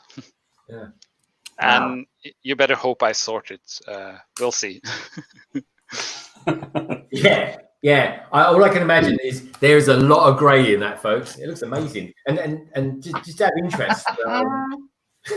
If you pay extra, you'll see. Yeah, so during the stream, well, did you ask a question, Greg? Oh no! I was just amazed. How big? What is the length and width of that? This is 130 centimeters long, which is something in something else measurements. Yeah, it's about 10 inches, isn't it? 10 inches? No, I'm joking. About that big. And what's that? That's got to be 70 inches. That's quite long. But Shops asks if can I donate but remain exempt from the raffle giveaways? Yes, sort of. It will be a little difficult for me to export the list of people who has donated and not include someone in the raffles. But if you happen to win the raffle, you can certainly just deny it if that's okay, and we'll just spin the wheel again and raffle again. No problem. So others have a better chance. Oh yeah, I understand, but it'll be sort of the same thing. If you don't want the prize if you're picked, then we'll just move on, because there's a stipulation that the winner sort of needs to pay for shipping. Or else it's going to be at least for the huge Star Destroyer, we'll need to pay for shipping. The small ones I can perfectly fine do, but yeah, I think that's fair. Just make that clear to everyone before they enter it, because you could get someone from Australia or something like that put into the raffle. But yeah, I think it's fantastic, mate. I honestly do. I think it's brilliant. I still think it will be a great if you only pay for shipping for this huge Star Destroyer, then that's going to be your day. Yeah, it's a brilliant prize. I mean, even if someone's got to pay for the shipping, who cares? It's a fantastic prize. Yeah, of course, the other side effects of that is, of course, you might have to put an extension on your house as well, or maybe take your roof off and just lay it on top. Just an idea. But anyway, these are all the very attractive looking people you've got there. Are these all the ones that are joining you for the stream? Yes. So during the stream, we will have a bunch of guests on just to take some pressure off of me while building, of course, and to have a lot of fun talking and chatting and doing different challenges, and they'll be there for raffling off some of the prizes, probably, because we will raffle as soon as we reach our donation goals, not at set times. And to make sure people watch the stream, to actually win the raffle, you'll have to be there when we raffle. When are you doing? What time are you doing the raffle? Or are you going to wait and see? Oh, the raffles are done as soon as we reach the donation goals for the specific price. We have a small one when we reach $10, which is the first one. Oh, okay. Then we raffle off when we reach $100, and sort of so on with different tiers and prices. Wow, that's impressive. And are you going to have like an assistant there to help you with all this? I will be alone. Well, I have Vega, of course, will be helping me, or not helping me. We'll see. But Buttshop says that it looks like his time slot was not doable. Buttshop, you haven't answered if you wanted the time slots or not. If you want the time slots I gave you, then I'll slot you in and schedule in. Of course, I can't remember having gotten an email back about that yet. I've got to say, you've got some fantastic Lego YouTubers on there. Yes, so we have. I can go through them. Go through them, because there's one there I don't know. But ladies and gentlemen, girls and boys, I will say this: we are literally all the corners of the planet are going to be in this 24-hour stream. So run through them, LEGOLAMANIAC. Yeah. So yes, top corner here we have. How I'm going to do it? I'm going to turn them off and turn them on one at a time, maybe. Yes, let's do that. There. Yeah, here we go. That's Brickin' Nick. He is a Twitch Lego builder who does improvised Lego builds on stream. So he streams about 4 days a week and also has a full-time job, which is pretty amazing. He's working towards his partnership with Twitch. And he does amazing Lego builds. Some are viewer requests where they request to do streams on request what set to build on stream. Sometimes, most of them are actually requested, but sometimes he does special events. The other day he did Earth Day, where he built a globe, which was really cool. He also did a tensegrity build, a double tensegrity build of floating islands recently. Lots of amazing stuff, and he's an amazing, nice guy. Just go over to his channel sometime and watch him. He's really fun. Have a great community up there on Twitch. That's currently the only one joining us from Twitch. I'm sort of new in the Twitch community, so I don't know much. So big thanks to BlockheadUK for wanting to join. Yeah. So we got Mr. Hinkle Draws. Mr. Kevin Hinkle will join us on stream. He's a really cool YouTuber who does a live stream where he draws stuff. Basically, He's very good, actually. I'm actually looking to become a patron for his channel if it happens. Right? Yeah.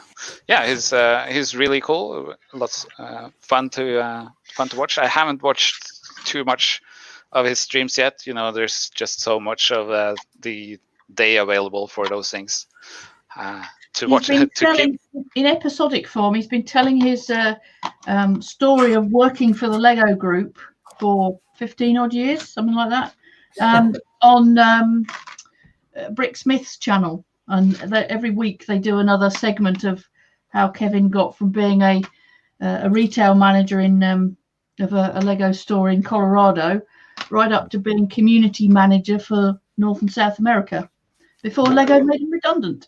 I've got to be honest, Kaz. If I worked for Lego, I'd probably be milking that as well. Well, as I say, they made him redundant in 2017, something like that. So, it's interesting to hear his insider's perspective of how Lego operate as a company. Put it that way. Yeah, but I think above all, though, taking that into account, and he's a good guy to have in the Lego community. He is a fantastic artist. In fact, absolutely, I won't deny that. That was his first love. He was an art student to begin with. Yeah. We've got someone new in the chat. Martin Ferenzi. That sounds very Italian. Good to have you here, Martin. Well, welcome to the stream. He's Hungarian and he's from London Atholls. Is he? Yep. Yep. Nice. Kaz, I didn't quite catch where he's from. Hungary, I believe. Hungary. I was close. That was pretty close. Martin, welcome, my friend. You're in good company because we've got 3 London AFOLs here at the moment. Welcome along, and great to have you here. Sorry, Legolomaniac, carry on. You look like you've come to a fine figure of a YouTube channel. Yeah, it seems like we've come to Brick Hive, which is a Lego YouTuber who does like 1 million streams a week. Streaming about Lego and stuff. I've unfortunately not seen much of his content, but he's a fine chap. Does Lego on YouTube with also streams a lot with Greg here. If anyone knows who that is, Greg from London British Bricks. Yeah, that's me, folks. Greg who? I'm the guy in the background having a nervous breakdown. You mean you're not Paul? Thanks. We needed a reminder, That was a low shot, Matt. have you finished that Batmobile yet? So next is since Buttshop just replied to my email, Buttshop will be on the stream as well as the 13th Lego streamer or Lego guest on our big 24-hour Lego mega stream. Wow, I lost my words there. That's it. Welcome to my world. Buttshop is an amazing guy from the community. He, I'm not entirely sure what he does.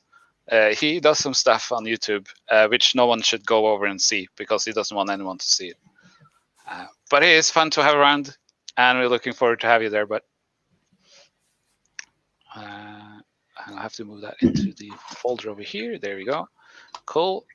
Next is we have Dr. McBrick. also a Lego YouTuber with a big Lego city. He is. Suddenly, I was a little unsure where he was from. I'm pretty sure he's in America. Yep. Yes. I thought I heard him talking about how he was almost on Lego Masters in Australia, but he must have been talking about the American version, right? Yes, he was. Yes. Yeah. For some reason, I thought it was Australian. He was talking about. Yeah. Dr. McBrick, he has a great city and has an awesome humor. He's an adult like most of us on here. Well, now. in numbers only. Yeah. Yeah. True. Does some fun stuff. Makes some songs from time to time on his Lego channel. Next is Cut the Craggle. He's been on some of Greg's streams, at least one of them. A new friend from the YouTube community. Butchop says he knows Ingrid Wynn and I are old friends. All right, okay, with Dr. McBrick. Cool. And then, Cut the Craggle. He has a channel with somewhere around 16,000 subscribers, which is pretty neat. So I tried to reach out to a lot of different communities that I haven't really been part of myself. So I don't know much about what he does, but he does a lot of news and different interesting topics on Lego. Next we have Rogue Transformations. He will be joining our stream through his through his small phone. I think it will be all right. But it will be lots of fun. Rogue Transformations does many types of builds. I built, many types of builds. He makes very detailed builds and a theme of the last series he did was Wastelands, sort of like an almost Mad Max style series of builds, which I got all the instructions for and built all of them. And now you can see them built in a time lapse on my channel as well. You should head over. He also has a huge, great project he calls MOTO, which is a project to build a huge city on wheels. If you think Immortal Engines type cities, and that's going to be absolutely amazing. He's also done some cyberpunk builds, and has fun content. Doesn't publish that often, but when he publishes, it's super good. And then there's this guy, and then there's GJ Bricks. Sorry.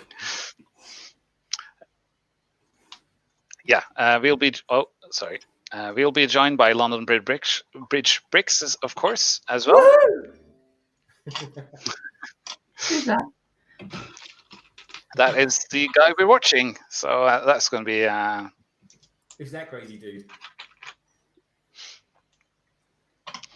I'm really looking forward to it. Yeah. This time, this 24-hour live stream seems to I have managed to almost fill up all slots, all the hours almost, except in the exact beginning and end with guests. So it's going to be fun. Full 24 hours fun, except 2 hours, 2 separate hours in the middle there where we're sort of taking a break, so I can also recharge my headset. GJ Bricks from Australia. He does. He started some podcasts actually, and he does a lot of train related Lego builds. Yeah, I love Greg. He's a top guy.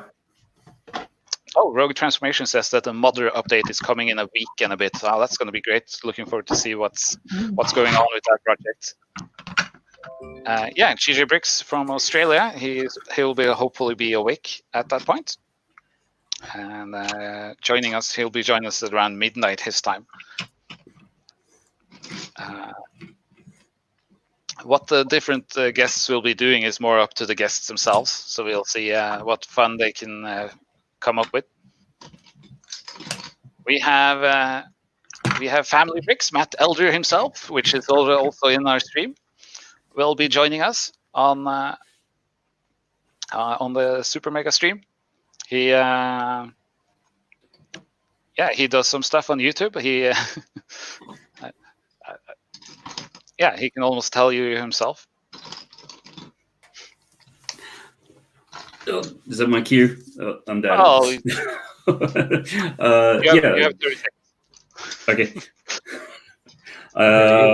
I do, a bit of everything. I try to do a little bit more quirky sort of content, sort of been doing a few more interviews and things lately, longer format, and also doing some illustrations. So I think for the stream, I'll be doing a Star Wars illustration.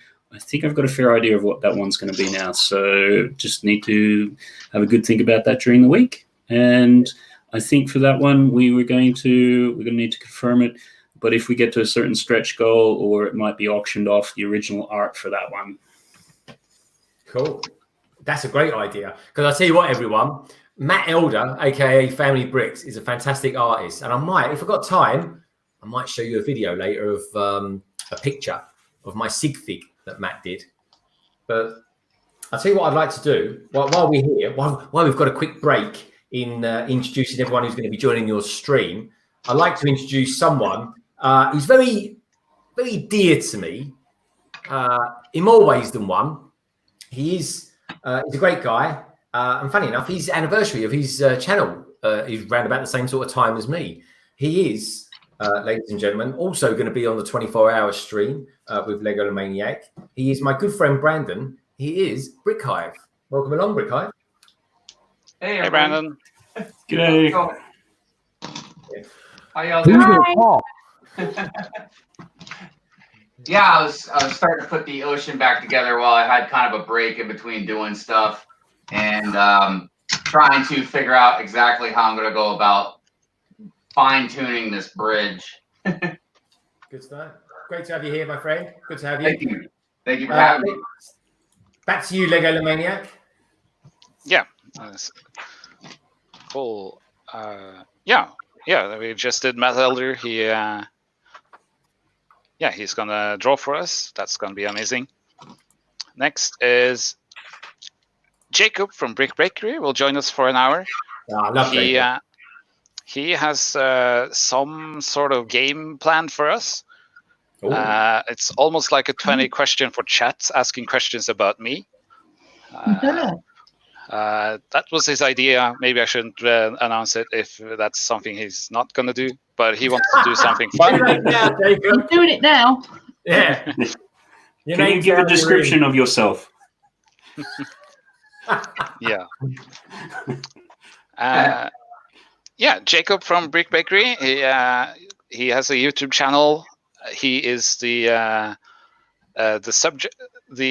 inspiration for my first Lego puzzle. If you saw that earlier, my Lego puzzle box. I can probably quickly. I have that one up. Let's see. Here we go. This thing here. His logo is this puzzle box here, which I built and sent to him. Just because I wanted to send him something, and then I was like, well, I have to build something. And built that for the first time. So Jacob does lots of stuff on his channels. He does magazine reviews and Lego City updates, reviews of old Lego sets, but he's running out of his old sets, so it's been less of those lately, unfortunately. He did do weekly live streams, but he had to cut down on that. Hopefully he'll have some live stream back up at some point in the future, maybe. I've not seen him for a while. How come he's not been live streaming on Friday? Because I've kind of filled the Friday slot around 7:30, only because he hasn't been around. So Jacob, if you're watching, I think real life got in the way for a bit. So it does happen, I tell you, and it's certainly catching me up at the moment. That's for sure. Yeah, he had to cut back to do other stuff he wanted. He's also a musician and in a band, so that's cool. That's really and has cool. a lovely singing voice. Yeah, Everyone should praise his voice when he comes on. maybe we can get him to sing for us. Yeah. Oh yeah.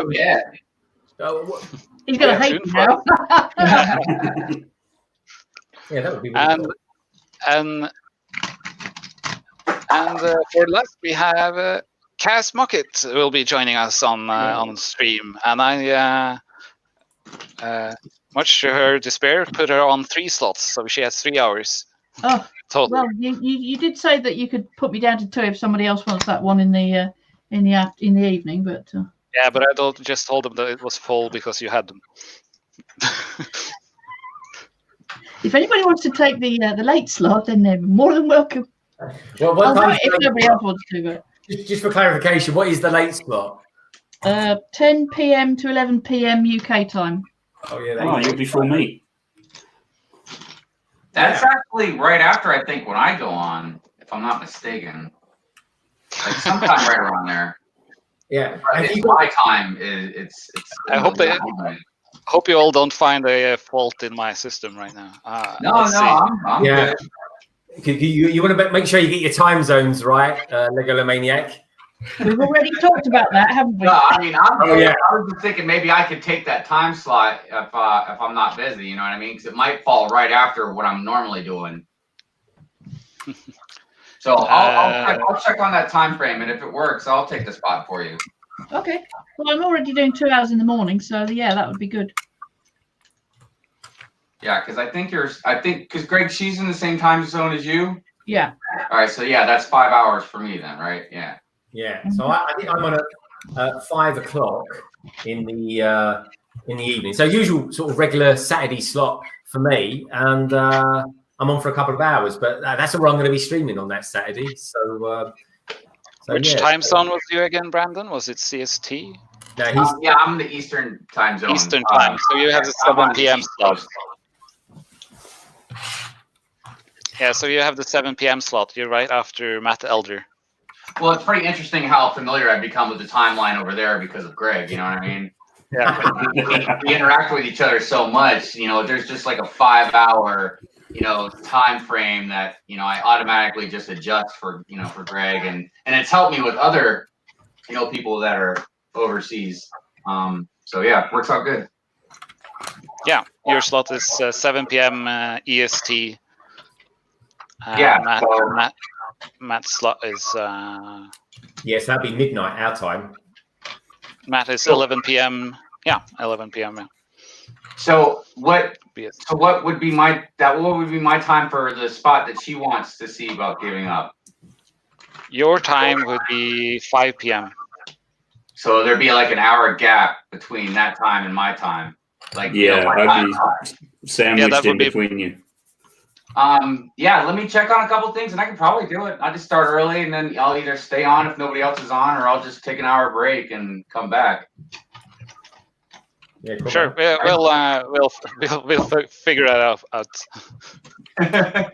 Yeah, I don't want to confuse anything. Yeah, well, I guess we'll wing it. That's what I've been telling Legolamaniac all the way through this stream. You just got to wing it. So that's how nothing gets built, Greg. Don't tell everyone that Legolamaniac. My cover will be blowing. Oh. So I think it's time, because believe it or not, ladies and gentlemen, girls and boys, cats and dogs, some people on this stream have actually been streaming, and whilst we've been streaming, they've been building something, unlike some of us. So I think let's take a look and see what the lovely Sarah and Mike, how they're getting along with their ghoulish, ghostly hidden side busts, are we? It's coming along quite nicely, as you can see. This is like the whole body of it already. We built some little side things. Yeah. I don't know where this goes. Well, I'm liking that. Is that outside the toilet? Yeah, it's like a little porta potty. I don't know. It looks like the Kaz. Do you think that looks like the poor man's TARDIS? Yeah, a little bit. Exactly. A what? A TARDIS from Doctor Who. Oh, yeah, exactly. That's the one JC modified to be a proper porta potty because he didn't like the ghost theme. But he liked the porta potty build itself. Yeah. JC and his toilet fixation. Yeah, no, I think Rogue Transformations picked up on that. Nice one, Jezza. Jezza, I hope you're well as well. I'm looking forward to seeing you soon, my friend. So yeah, I think Matt, do you want to give us an update on your Batmobile? Yeah, it won't be very much. I've put on a couple of fins and some air intakes. and just been playing around with a little bit of a stop motion in between. Oh yeah. So it's coming. It's starting to come on. It's looking good, mate. It's beautiful, isn't it? Yeah, it's great. It's funny, having a chat earlier about keeping stuff clean, because I can just see once this is finished, being nice and black, fingerprints will show up everywhere. Yeah, oh yeah, they will. They will. Never mind the dust. Some people might be wearing gloves, like what do they call them? Referees, umpires, whatever they are in snooker. They wear those white gloves. They build them with that. I can't think of anything worse. Kaz, have you ever built a set wearing gloves before? No, I don't believe I have. All right, I think, well, there you go. That could be a good contest, a good competition. See, you could build a Lego set the quickest wearing mittens or something like that. I probably would recommend it. So, Greg, I got sent through a link. I think LEGOLAMANIAC sent it through to me. And it's a look at Blockville update number 15, the huge Ninjago district expansion. That was me. That will be you. So I think we should take a little look at it. And I'll keep the volume down, but maybe you can sort of talk us through it a little bit, Kaz. How about that? So Come on then. take a little look. Oh, I can see if I can find it first. Blockville. Oh, here we go. This will be the one. There we go. Can you see that? Because when I share it, I never get to see these things. So here we go. So let's press play and see what's going on and what it's all about. There we go. So what are we looking at? I started in January last year, I think now. I started doing my own mocks for my Ninjago district to go with the official Ninjago city and the docks. And as ever with my projects, they get a bit out of hand, and it's now grown to many base plates and lots of different types of models. So I've incorporated various bits and pieces like the hidden side lighthouse, which I rather liked. And also, nothing's off limits really. There's an elves boat in there. But of course, one of the things I had to use was the wonderful new temple fair and lion dance sets that Lego put out at the beginning of this year, which I just thought was stunning. And I've made a sort of market scene at the end of the docks that you can see here. But there's lots of different parts to the build, and I've done for most of them. I haven't got around to all of them yet, but for most of them I've done an individual look around so you can see inside, and they've all got fully detailed interiors as well, and they all lift off like a proper modular building, so you can see all the different layers and what's going on inside. And then we've got the hidden side shrimp shack in the middle. Wow, that is impressive.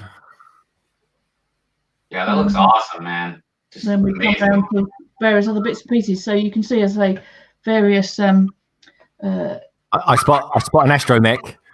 yeah, it's all hideously dusty at the minute, so I do have to get my special nozzle thing out and do a good old dust to it all before too long. There's a Y-wing. Yeah, that's the part of the virtual gaming arcade. So the bottom floor is Tron. Then we've got some Star Wars stuff and Doctor Who above. That's my personal favorite, I think. And the most recent Ninjago update video was the juice bar, which is just passing now. That was the next one was adapted from the Temple of Spinjitzu, was it? Jitsu, can't remember. Spinjitzu, Arjitsu, one or the other. Yeah, Spinjitzu. Yeah, good stuff. So a different angle for it there, and a bit of there's some flyovers at the end of it as well to see how they all fit together. There's a little monorail system in the middle of the docks. It's not powered, but I've basically made a 3-car little train with the new roller coaster track, and that's part of the infrastructure of the transport within the area.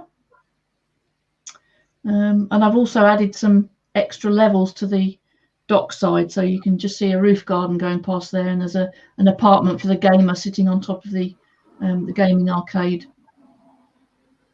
It looked I got the inspiration for that from JC from Small Brick City, because if he always says if you haven't got the real estate to go out, then go up. So I decided to add some extra levels. Yeah, You got a comic shop, I like it. Well, that's the one from the official set.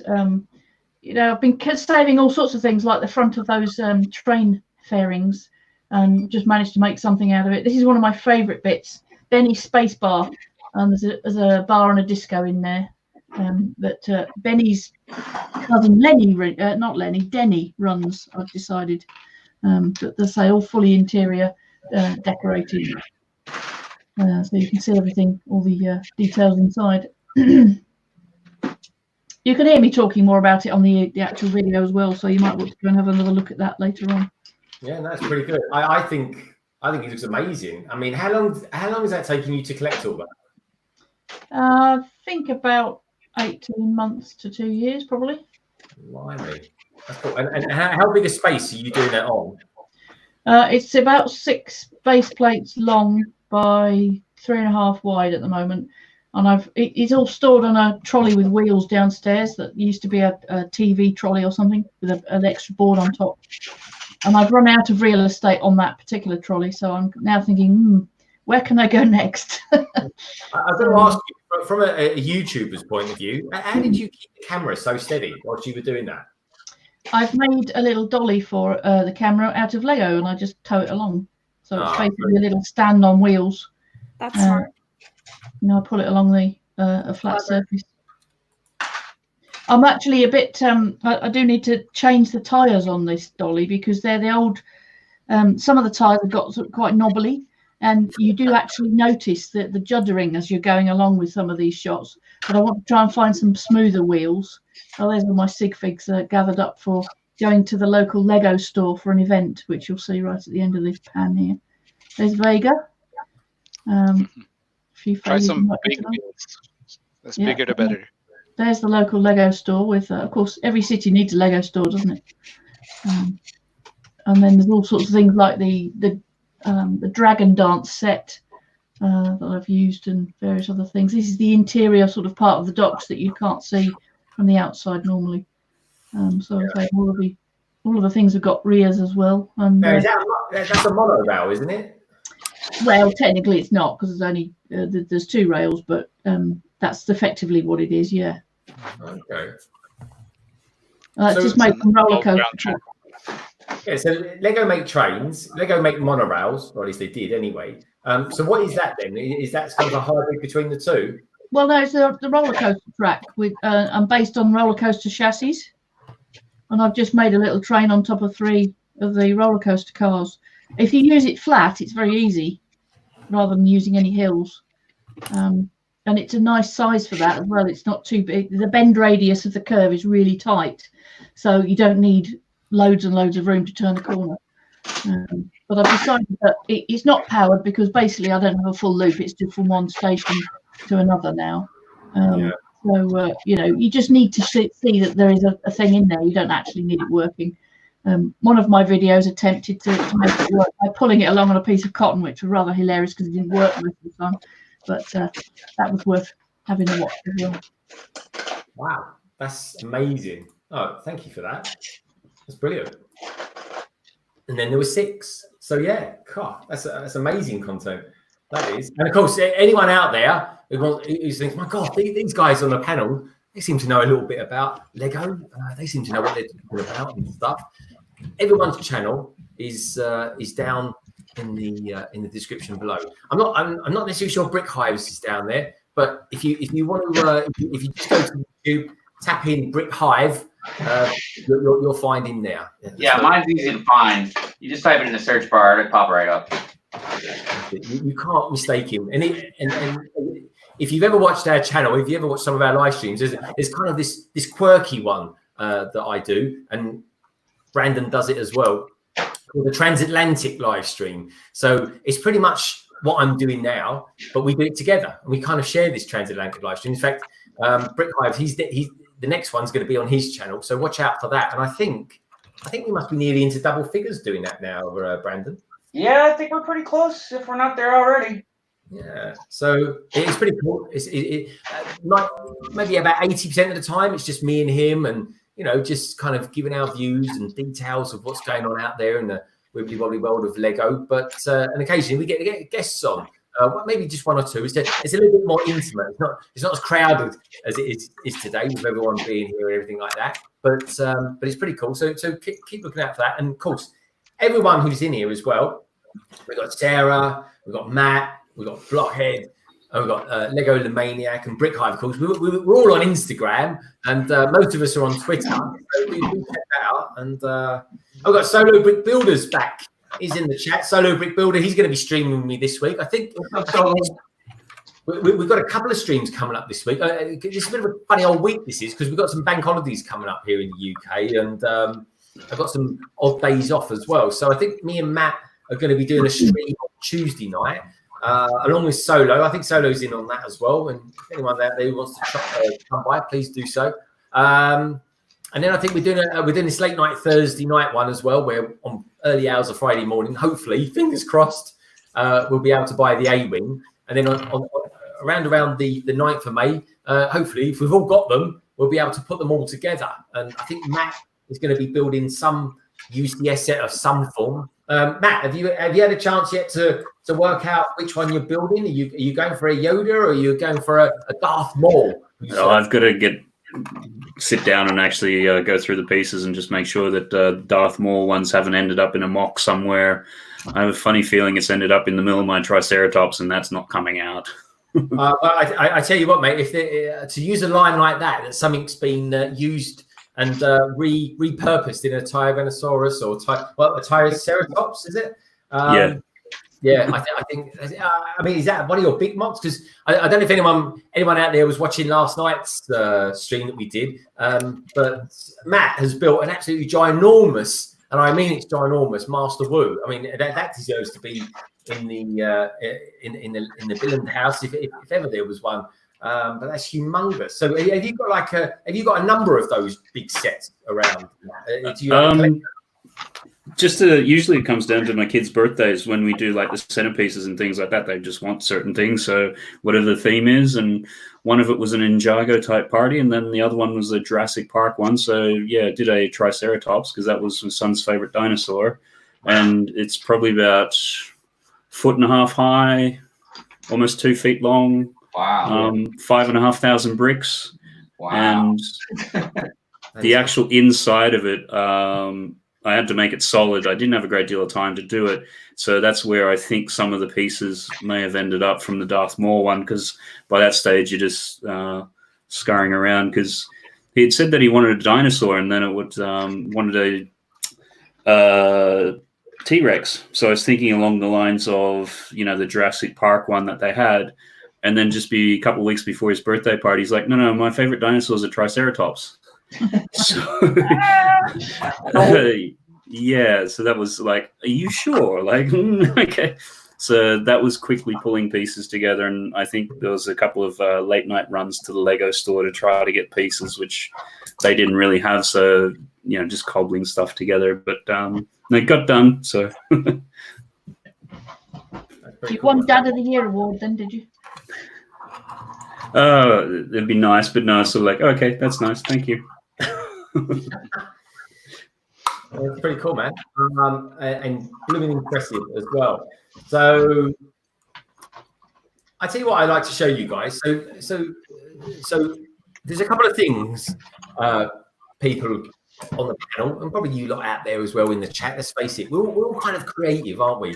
We're in one way or another. But there's a couple of us here on the panel that's kind of extremely creative. That would be Brandon from BrickHive, and of course Matt Elder. So Matt did me a favour the other day. I kind of asked him if he would be kind enough to draw my Sigfig. So let me just put this on that. Make it bigger. There we go. That's my Sigfig, everyone. Nice. Aw, that's cool. It is, and he's normally got a lolly or got a lightsaber or something like that in his hand.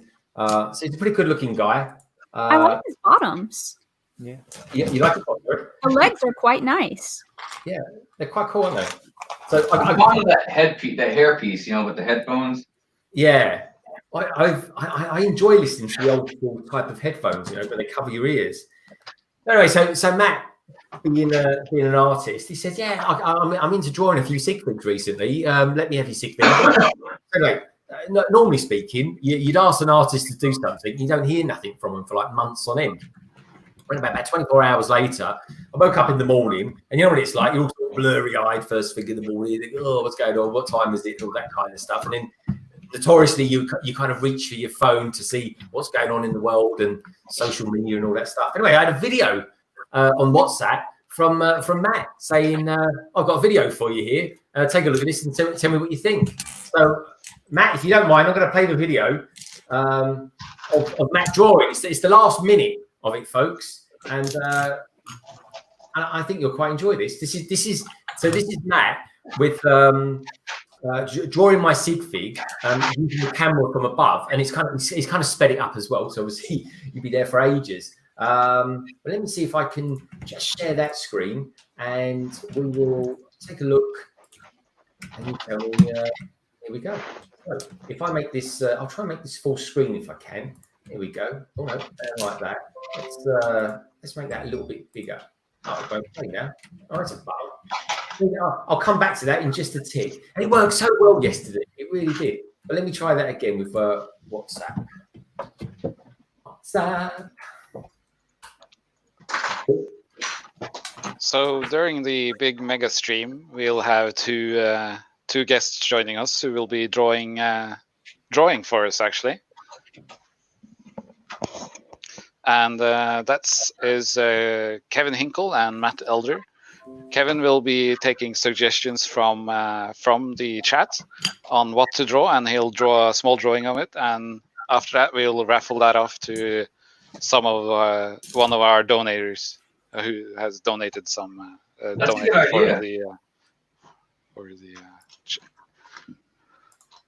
donated for the wildlife.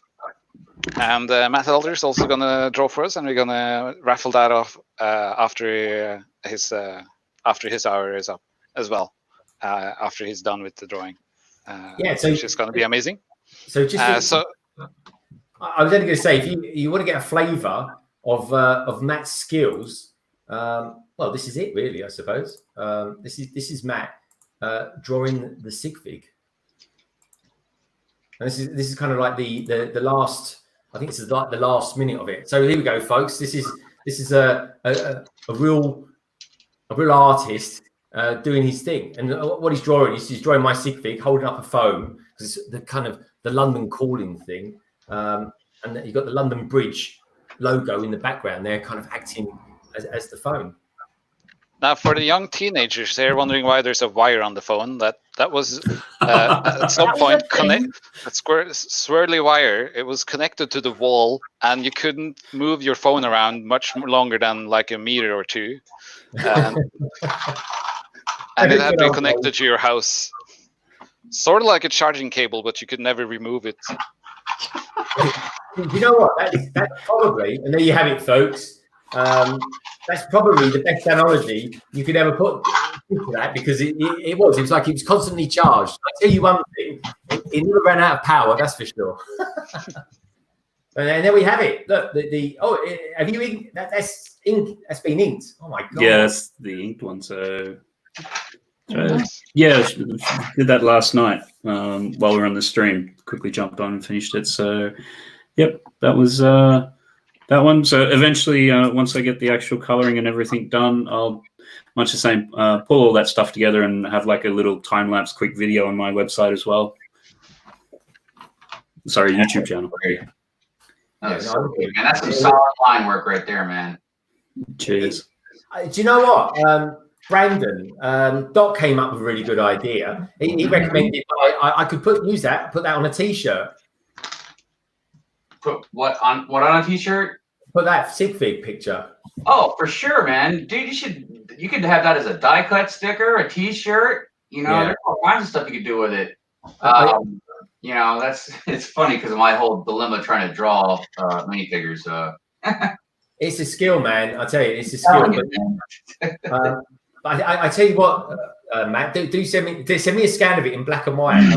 tell you, we could do some merch together or something like that. Who knows? Yeah, no, absolutely. So yeah, I was hoping to get to coloring it today, but time. So hopefully tomorrow. And yeah, I've done the scan, so I can always go back to it. Man. All right, but it's very exciting, Matt. I tell you. And now this one, Brandon, you've got to see this one. This is based on Frank Miller's Dark Knight Returns. Look at that. Oh my goodness. Wow. So I just put up today a time-lapse video of that one as well. It goes for about 3 minutes or so, so you can sort of see it from start to finish on the YouTube channel. I tell you, seeing this stuff, man, it always makes me want to draw more. I know, it's quite. I got to get a good camera, man, because the camera that I have, I don't have a camera that can focus good and stream at the same time. That's my problem right now. So, I mean, I don't know if it'd look good trying to look at a fuzzy picture, you know what I mean? And I'm trying to work on that, trying to see if there's something else I can use, but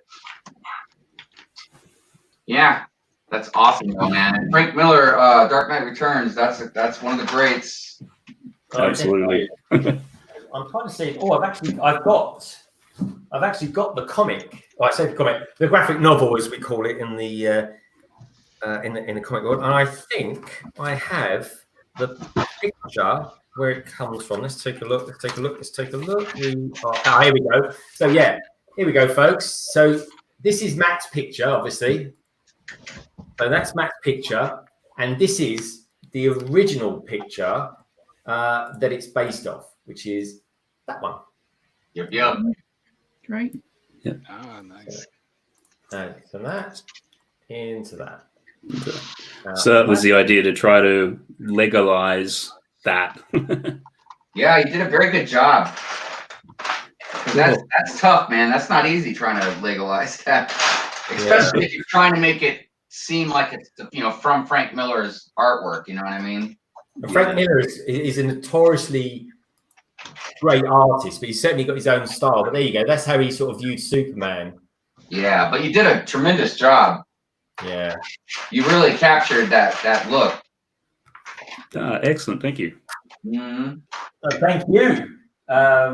It's fantastic artwork, and I really do appreciate artwork. And one such artist that Brandon and I are really into is a chap by the name of Alex Ross. So do check out his work as well. He does some great stuff. So anyway, so we've been chatting around a bit. I think we should get an update from you, Brandon. Let's have an update on you, because if there's one thing that never waits for any man, it's the sea. No one can hold back the tide, and no one I know that can tell you any better than that is a very philosophical Brandon from Brick Hive, who tell us a little bit about his sea that he's building at the moment. He's fantastic looking Lego set. Yeah, so I can't get the camera quite close enough. I don't know. Maybe I can focus in on it or zoom in on it with the camera up there. I might in a second. But so I basically laid 1x2 translucent dark blue tiles, and it took, just kind of giving a rough guess, I'd say probably about 5,000 or so pieces to fill this up.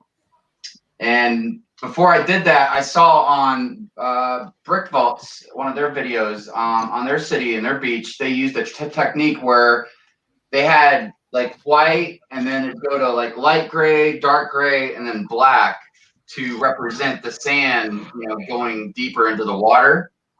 And I just thought that was absolutely fantastic. So I had to try it, and it turned out very, very well. There's a couple things, I'm sure with a lot of people that critique their own work, there's a couple things I wish I would have done a little bit differently, and I'll probably change in the future. But overall, I'm really, really happy with it.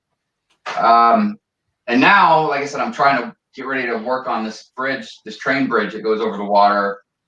Like I said, I was just filling some time right now, like just setting stuff up, the beach back up and water. But yeah, it was quite a build. It took quite a while. Yeah, it's pretty. Yeah, I know what it's like doing those tiles because my Ninjago district's got thousands of them as well.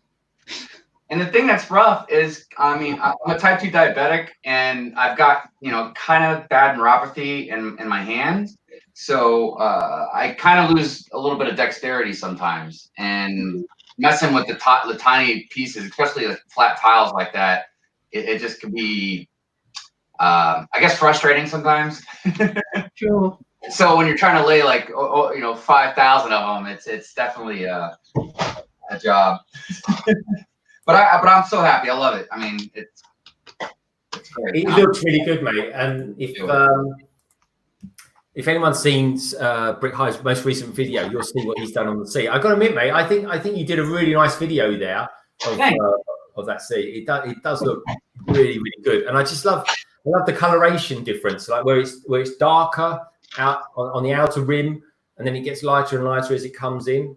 And you know, I can't remember who it was. I've got to go back and watch my video to see who actually I can give credit to. Someone suggested, because you know how I don't know if anybody's seen the new city stuff that's coming out 2020 city stuff, the deep sea exploration stuff. Yeah. So you know, they're coming up with all these sets, and I was like, man, I'd really like to have them, but I was like, I have no clue how I would do it. And someone suggested that I build the bricks going down under the table to match where it gets deeper on top. You know what I mean? Yeah. And then I could create an underwater scene underneath this table. So I might give that a shot in the future because that's a really cool idea. Yeah, my underwater scene is under my city as well, under the table. It's a good place to put it. Yeah, it's a fascinating thing. I've seen also Jang Bricks did it as well. It's really cool looking. Yeah, very cool. I think it's Sarah. I think it's time to take a look at Sarah. I think Sarah, are you on mute at the moment? You might be on a... I was, yeah. Sorry, we were opening up bag 5. No, that's fine, and that's good. It's good etiquette. So I appreciate it. Since there's 2 of us here, sometimes we're chit-chatting to each other a little bit, and I don't want to be like, hey, look at this piece or something and have it be audio. So, but yeah, we're making pretty good progress. I think it's brilliant. It's fabulous. It looks like quite a lot of pieces. And how many pieces are we talking about for this set? 900, I think. Is it really 900? I believe so. No way. Well, that's impressive. Maybe that's just a guesstimate. Are you sure? I'm kind of curious. We're gonna look it up. They don't have the piece count on any of the boxes. It's probably like that where you guys are as well, right? Yeah. They just don't have piece count. I think the boxes are fairly similar. I think the scans, the Q codes, I think there's something weird, like the piece count is put on in Europe, but not in the States, for reasons I got no idea for. But it's the reverse scans. See you later, Ingrid. Mike said it's because of the language. Because I've asked him before why the piece count isn't on there, and I said, well, it's just a number. But he says because they have to translate the word pieces, that they don't put it on the European boxes. No, they do. They put 3 or 4 different translations for the word pieces, yeah, they do. The piece count is required to have on in the States because of some law requiring it to state exactly what it's being purchased. There's no such law in they're following in Europe. There might be individual countries also in Europe, I don't know, but specifically in the States, they put the piece count on. Yeah, so you're absolutely right. That's absolutely right, and I can't remember the details of exactly why, but you're definitely right about that. I remember reading about it. Yeah, and if Brick Hive looks at his boxes, all of his boxes will have piece count probably. Why don't I just get the piece count? Let me ask you guys real quick. Don't get the piece count. Does that bother you? Because I like having the piece count. Yeah, I do as well. It's kind of annoying, honestly, not having it, because if you're looking at the store, then I have to look it up on my phone. And if I'm wondering how many it is and I'm reviewing something or talking about it to someone, I have to look up how many pieces is in it. So it's kind of annoying, but... I've had much the same. It's a big deal, but it just, I don't know. It seems like something that most people would want to know. I mean, you got a set number on there. I mean... Yeah. But I don't know. It's very weird. I don't know either. Let's I looked up the count on brick set. That was my normal go-to. Yeah, I've got to be honest. That's pretty much what I do. If I'm honest, I go there. In fact, talking to the devil, why don't we pop over there and take a quick look and see what they say? Here we go. So this is it. I need a piece count to know how long I will be building for, since I know how fast I build. Here we go. 609. 689. Yeah, it could be one or two different. Okay, 685. So there's always a slight discrepancy. It's probably the minifigures, I suppose. Yeah, so it's not that many. 689 is doable. It's a 1.5 hour build. Yeah, speak for yourself, Sarah. And 1.5 hours for Legolomaniac, but about 3 weeks for Greg when he's chatting. Yep. I'm liking the tools that they've got there. That's pretty cool. I'm liking this figure here. This guy. I think he's quite cool. Because we've got JB and you've got Jack there, and yeah, the construction worker has a really nice beard too. His normal form, because with the hidden side sets, they always have a ghost form, and then they always have like a normal form as well. So I usually build them in normal form so that they can just fit in with normal stuff. But yeah, I've de-ghosted all of my hidden side sets because I'm not really interested in that aspect of it. But there's some exactly. I usually make them normal, and then the ghost forms go in the extra piece bag. This is why I've got all these ghostly heads, minifig heads. Yep.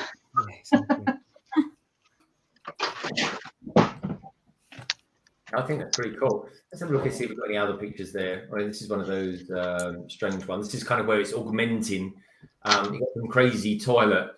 Yeah, I imagine that toilet is like, kind of like a Slimer on steroids or something like that. That'd be horrific. Don't want to think about that, really. These sets always just make me laugh. They're really funny, but this guy does have like a really nice beard going on. Oh yeah, he's got quite a lovely beard. That's the lumberjack. Yeah, he's got a good one. How do you approach collaborative building, Sarah? Like, how do you build one set together? Do you have any specific techniques? It was pretty hard, I think, when we were first doing it, but now we kind of got a method. Like, maybe I'll take a break and he'll build for a while. We pass it back and forth. I mean, we don't really do like separate manuals. Like, sometimes when there's 2 books, people that build together will, you do one book, I'll do the other, but I like to really do it together. So we just take turns, and sometimes he'll build little pieces and hand them to me, and I'll put the pieces on, and vice versa. So that's cool. Right. Sounds nice. Yeah, it's good to take a break and still be making progress. Breaks? Yeah, agreed. Breaks for wimps, aren't they, Legolomaniac? Yeah. No. Legolomaniac, have you got the imprinted form? Is it the instruction manual, or is it all in digital? I was considering printing it out, but it is 900 pages. Yeah. So it's all in digital. I approached a copy shop actually to a print shop to figure out if they could print it up for me, but that would be too much. And I'm a little wondering how I'm going to do that when I'm going to give the set away, because, of course, with a Lego set, what you're paying for is the Lego set. But I have purchased these instructions from someone only selling the instructions. Now, can I then give away the instructions to the ones who I give the set to or not? That would be interesting to know. I would actually ask the person you bought them from and explain what you're doing.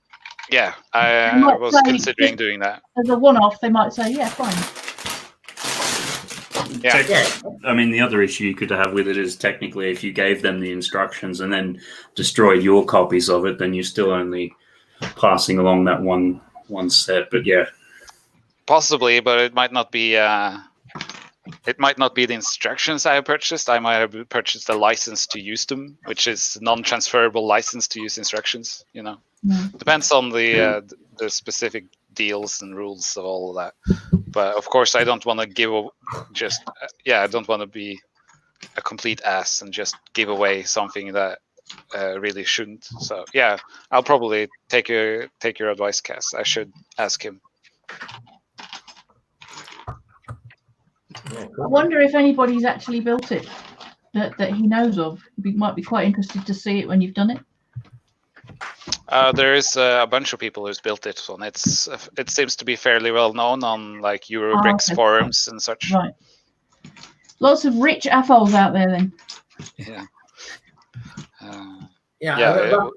Roughly speaking, LEGOLAMANIAC, did you go for new bricks or older bricks, used bricks? What did you go? All new or? I can't even remember. I think I just did mixed. I didn't care if they were new or old. Okay. I can check my brick link for that, but I don't think I I think I went for all of it, but I did need to do some substitution on colors of some of the pieces, unfortunately, because it is using it's using some of the like engine pieces from the Super Star Destroyer in light bluish gray, and that engine piece was only used in the Star Destroyer, which means that those pieces are enormously expensive, and I needed at least 9 of them, I think. So yeah, some of those pieces have been replaced by dark gray instead. Yeah, but I think it will still look brilliant. Oh, yeah, it look great. I mean, it's just, if anything, it just adds a little bit of texture, color-wise, and layers to it. It'll give it a bit of depth anyway, being different colors. That's for sure. Yeah, exactly. Oh, very good, very good. So, Kaz, what's going on with your dismantling? I'm nearly there. Look, I've got most things put away. Few bits and pieces left. These plates are all sorted, and there's loads of panels and whatnot here. Oh, wow. So yeah, we're getting there. Sure. Right. So, interestingly enough, you're always putting like the really interesting photos out, stuff like that. And a little bird tells me, Kaz, you've got a pretty decent brickhead collection. Brickheads, yes. Is your camcord? How can I put it? Have you got a mobile-ish camcord? You want to see the brickheads? They're just on the shelf up there. Yeah. Is that possible? Yep. You seem pretty nifty with the camera. Here we go, everyone. It could get interesting because there's a few cables kicking around, but so top shelf, all the special edition ones. Might have to move my laptop because I can't get the string to go. See you later, Rogue Transformations. Thanks for coming by, mate. Yeah.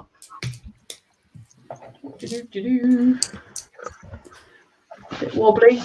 They're all the seasonal ones. Have you got a favourite? So we've got a few more spaces at the end there. Oh, I like the reindeer. I haven't seen him yet. He was last year's Christmas one. Oh, yeah. I've seen the Mr. and Mrs. Claus, but I never saw that reindeer before. He's cute. And then, wow, you have a lot. Yeah, that's a great collection. Oh, wow. I didn't even know there was that many brickheads. Well, I have like Incredible Hulk is very tough to get hold of, and that Joker, he's one of my favorites. I mean, I've got a handful, and I would like to collect more. It's one of those things I would collect more, but I'm already collecting too much stuff. Brick Bakery's in the house. Good to see you, Jacob. I want more as well, but I'm kind of picky about them because I know they're addictive, but they're really cool. I like building them and seeing other people's collections. This is a good collection. Oh my gosh. Lego Benedict, surely not.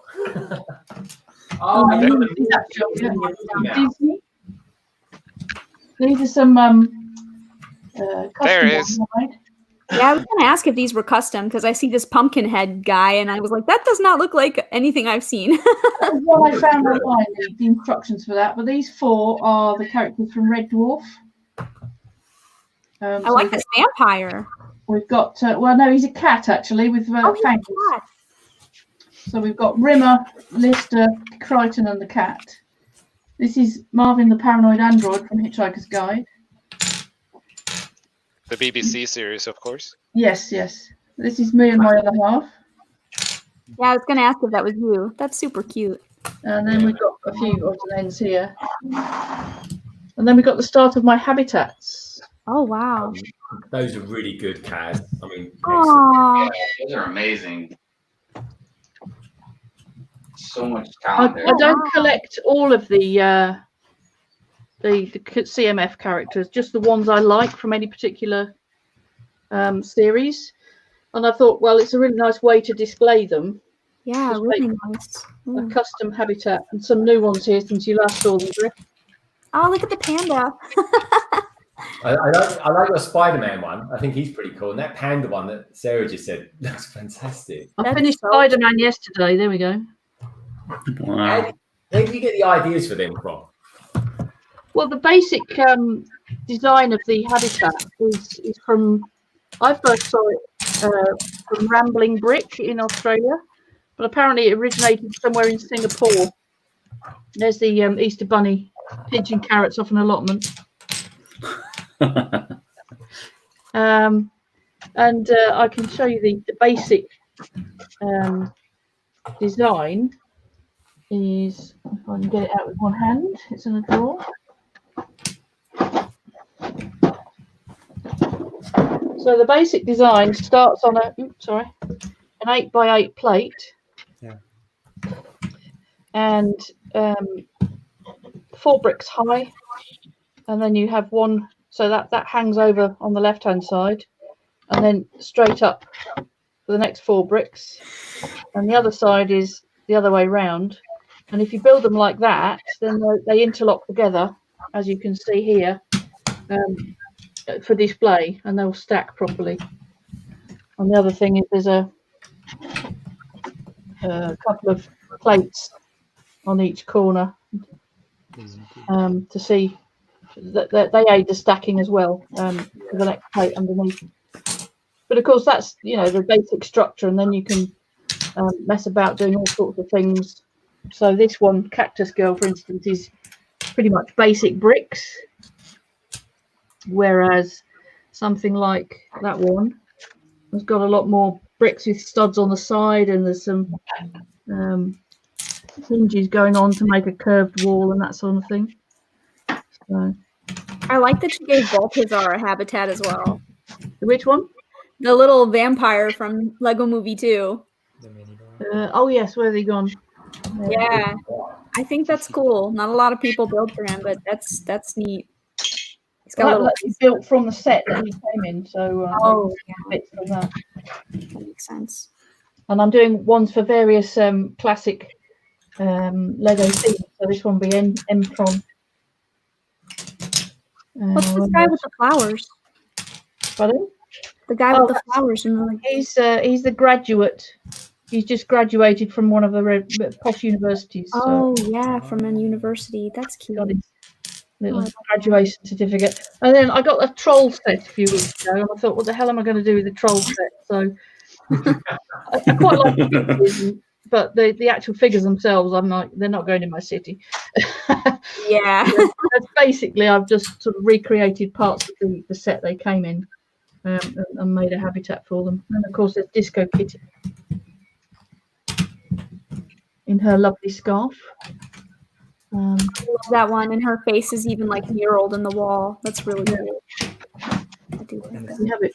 So I've got some of these for my my Sigfig collection as well, but they're all downstairs on the mantelpiece. So I like these. These are cool. Yeah, Kaz, what do you use to show your Sigfigs off? Do you have like stands or anything like that for them? I've made habitats for them. That's what I'm saying. Oh yeah, but did you? I mean, I would imagine you've got quite a massive collection of minifigs. But do you keep them in? Do you kind of stow them away, labelled up and categorised and all that sort of thing? Well, if you give me a minute to go downstairs, I might be able to show you. I'm going to turn my camera off though. That would be good. All right, fantastic. Look at that, girls and boys. We're having a big in-depth look. It's like a fly on the wall documentary into Kaz Mockett's own habitat. Those are super cool. I'm not gonna lie. I'm in love with those. They're really cool. I think altogether as well, it's one of those things that kind of it fills up your shelves and everything like that fantastically well. Minifigures are kind of my jam. So anything that helps minifigures look even better is really cool. Yeah, I do deep stuff. Hey, Sarah, if you make a Sigfig and send it to Cass, she might build a habitat for it. You know, I actually was thinking about making a video of building my Sigfig because I don't have a Sigfig yet, and I have tons of minifigure parts, so I figured I would build one on camera and pick I was up. thinking about that too, actually. Yeah, I think that would be really neat. Yeah, I think every Lego YouTuber should have a Sigfig, and I didn't even know what a Sigfig was. I'd been doing YouTubing and stuff for about 6 months before I even found out what one was. But I think I've known what they are for a long time. I've known, and I think I built one of Mike before just for fun. I was like, "This is Mike, ha ha ha!" But I never built one for myself. I tell you what, if you're going to do that, Mike, if you do one of Sarah, proceed with caution, my friend. That's all I'm going to say to that. I like building him though because he's like a geek and he's also IT as well. So I think I used some of the programmer pieces and I was like, oh, it's so cute. It's like a nerd like Mike. Oh, yeah. So I mean, and nerds and geeks are cool. Let's face it, we're all cool. So, but yeah, it's Greg, you have to highlight Kaz. I have to highlight Kaz. Yeah, exactly. Oh, is she back? Oh yeah. Yeah. There we go. I don't know. I'm probably going to get in the way in the light here, but so these are all Sigfigs from YouTubers and friends on Instagram and all sorts of stuff. Oh I wow! saw this on your channel before. Take care, Brick Bakery. Good to see you, mate. I like these Friends Cupcake Bakery pieces. Those pink and red ones. That's pretty. Adora build in Australia. She likes her Friends stuff. Yeah, I love that. That's cute. She didn't send you a mini doll. No, she didn't. And there's me. Just happened to mention it. There's me with Beyond the Brick doing my interview in the Lego house. Yeah. Humble brag. Is that Jacob on the right? Sorry? Jacob on the right. Very nice. Yeah, there's Jacob's Sigfig down there. Nice. I think Kaz, I think I'm gonna have to send you my Sigfig. It all started with Robin Hull over here. Ah, Robin Hull. It's all his fault, basically. Bye, Robin. His hand's not lifted enough. Yeah, you like that Netherlands one down there with the bike? Yeah, exactly. Little bicycle for the Netherlands. Ah, Sabadak. So yes, there we go. Oh, I won't show the top row because they haven't been seen on video yet. So. JC the magician. Yeah. Have you heard anything from JC lately, Kaz? No, this is Delegate here, who's seems to be on everybody's live stream. Oh, she's got a nice tea. She likes her tea. That's And nice. this one, I don't know if I'm going to be able to do it because I haven't got enough hands. We'll see. I have to be wobbly, but. Oh No. wow! Oh, that's cool. That's cool. This is Brixtonville, who has an amazing illuminated city. Oh, Oh yeah. wow! Oh, yeah, We've seen him. Oh yeah, we've seen him on YouTube. Oh, Kaz, you're a genius. These are awesome. And then this is Kevin Hinkle up here, and Julian, and they do their episodic tale about Julian's. Why is there a head on the shelf? Pardon? So basically, these two, if you put them back to back, the windows look like computer monitors, and they can see each other because they're doing their live stream together. Oh, that's cute. Anyway, there we go. I'm about to drop my laptop, so I think I probably better stop that now. Oh, I'll exit out for you then. I like those though. Those are really cool. It's great because you can do something in a very small area, but still pack loads of detail in, and it doesn't cost you hundreds and hundreds of bricks. Yeah, those are amazing, Kaz. Yeah, thanks, Kaz. That's a bit of a scoop. That was, and Legolomania. Thanks for the idea as well. Hey, ukulele kid, good to see you. Jacob's off, everybody. He's just left the building. Good to see you, Jacob. Thanks for coming by, my friend. Everyone, please do check out Brick Bakery's channel. A little while ago, he went over that milestone of 1,000 subscribers. Mate, that's fantastic stuff. So yeah, he does some brilliant stuff. We've got Carl's Vic Bricks in the house, everyone. He says, thank you, Garligade. I will transfer the red hand and things but have been suggested. I think he will always be work in progress. I tell you, I've got so many things that work in progress.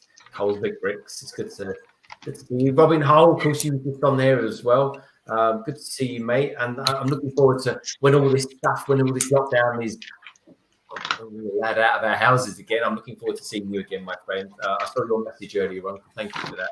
Great. Big Day Studios says, "Hey, ukulele kid. Good to see you, ukulele kid. Hi, Silo. How are you doing today, mate?" Buckshot goes on to say, "Cold Vic Brick. Stop playing God." Ukulele kid Gargade says, "Sorry, Brick Builder says, all good, bud.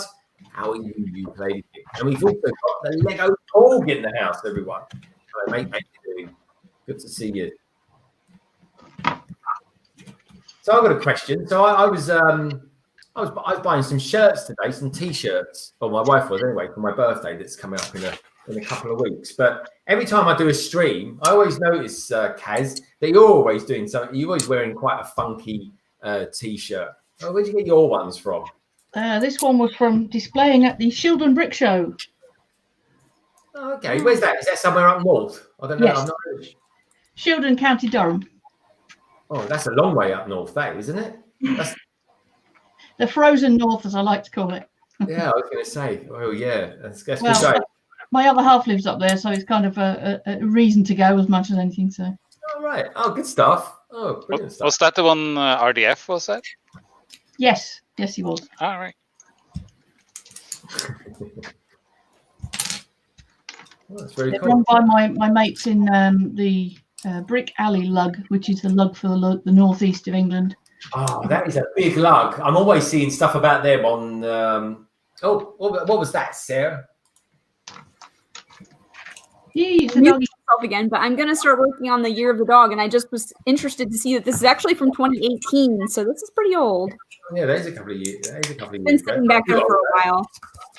Lego never really gets old, but yeah, how are we doing for time anyway? 2:46. I think we'll be good for streaming for maybe 15 minutes, half an hour more. Is that okay with you guys?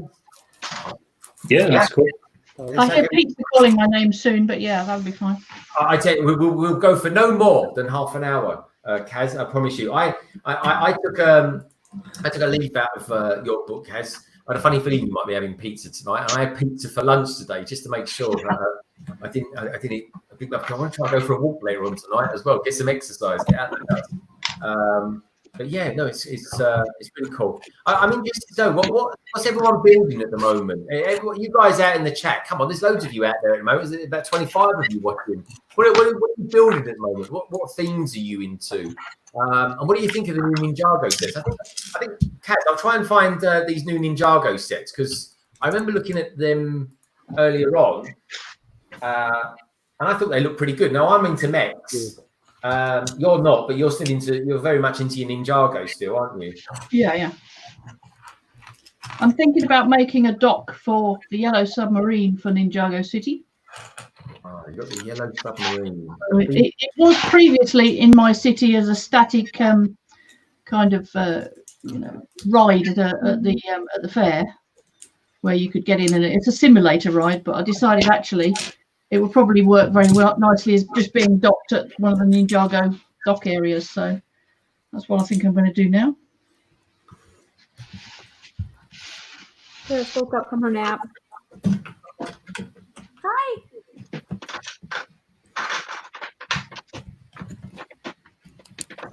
Let's see if I can get them.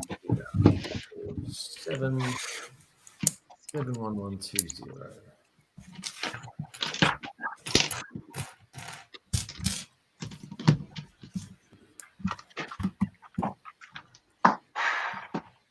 I feel like you almost got to be a mathematician, man, to get train tracks and weird configurations. There's a really good website that tells you all about the geometry of Lego train sets, trains. I know.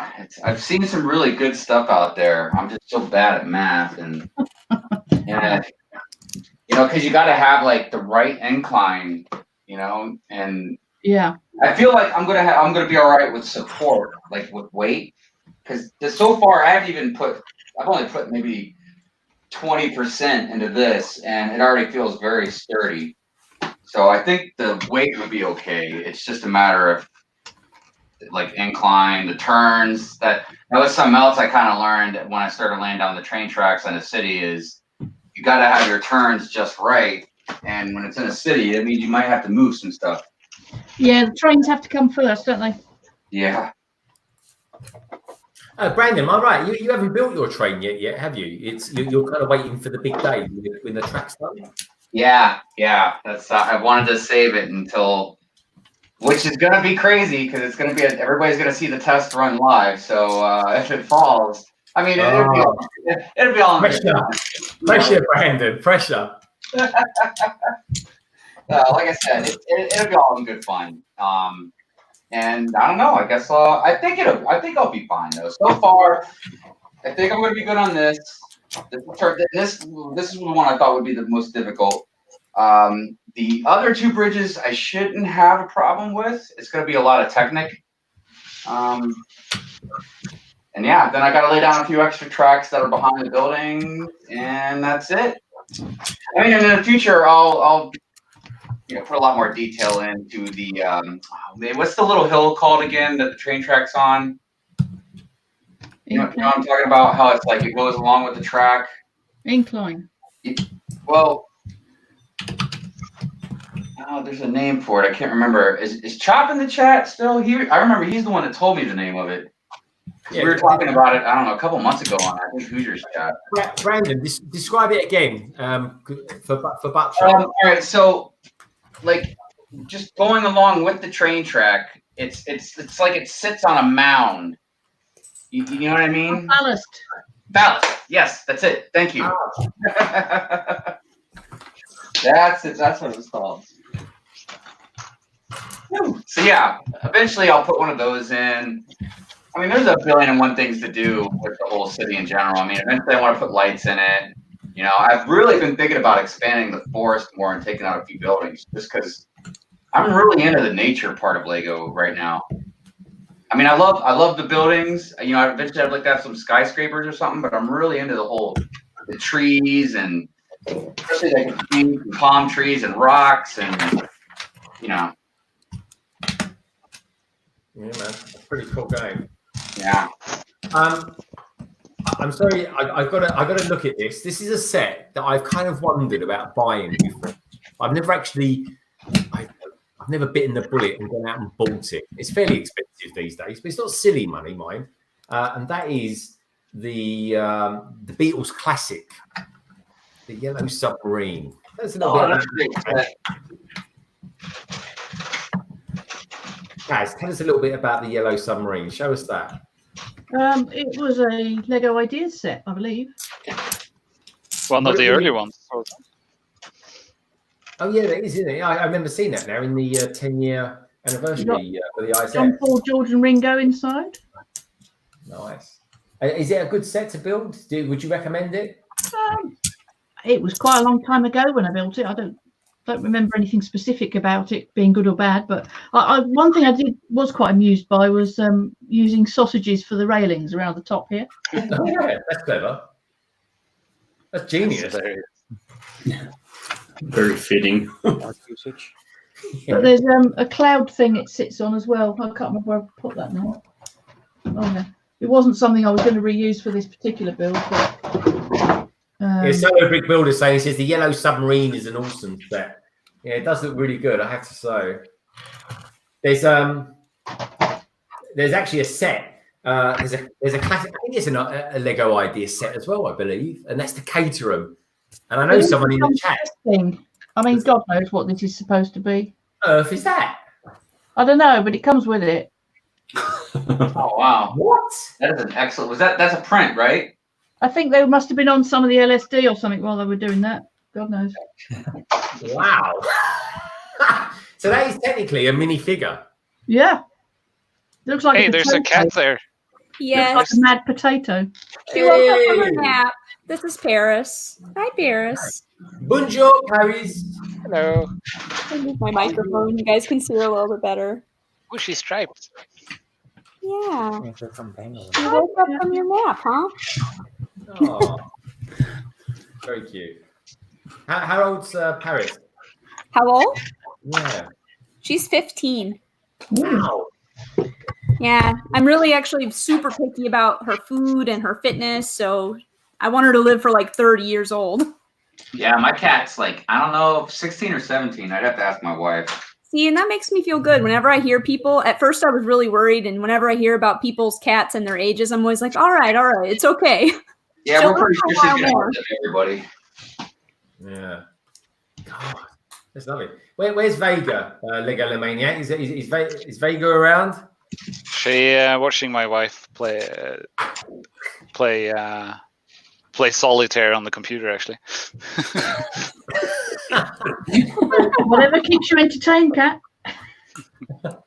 Nah, she's sleeping in a chair next to her. That's what she's doing. Oh, that's cute. So she's And, pampered off from about me, the cat, are we? unfortunately. Have you been training Vega for staying up for 24 hours with you as well? Well, Vega never stays up for more than 2 hours. So, we'll see. So solo brick builder Darren Caterham, he's saying in the chat, he says I had a cat and it lived until it was 24. Oh, that's awesome. That's great. That's great. Awesome. Wow. I don't even think tortoises live that long, do they? Tortoises live a Long long. time, dude. They live like 100 years. Live longer than humans a lot of the time. Goes Buckshot 2021 says that Jeremy Fig is a reuse of a Nexo Knight mold. Ah, very cool. I never got into Has Nexo. a name? I've seen of it. It does look pretty good, I have to say. Yeah, it's pretty funky and cool. Yeah, God. There we go. We'll be winding down fairly shortly, folks, in about 15 or 20 minutes or so. So if you've got any last questions or anything you want to see or anything like that, do let us know. I think we'll just pop over because I know Kaz is interested in this. Let's take a look at the new sets that are coming out for Ninjago, shall we? We'll take a little look over there and let's see if I can even find where they might even be. Oh, here we go, over there. Let me just cancel that. Pop that over there. So we can actually even share it out. Let's try that. Talking to yourself, Greg.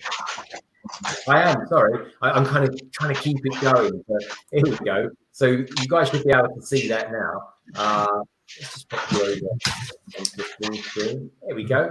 So this is Brick Fanatics website. I used to do a really good magazine, actually. I used to quite enjoy reading their mag, but they're kind of focusing on their online stuff now. But here we go, folks. We've got ourselves a new Ninjago mech there, and we've got ourselves something other over there. I'm not quite sure that. It must be something to do with Cole. He's normally doing stuff with Earth and the Spinjitzu Burst. That's a new one.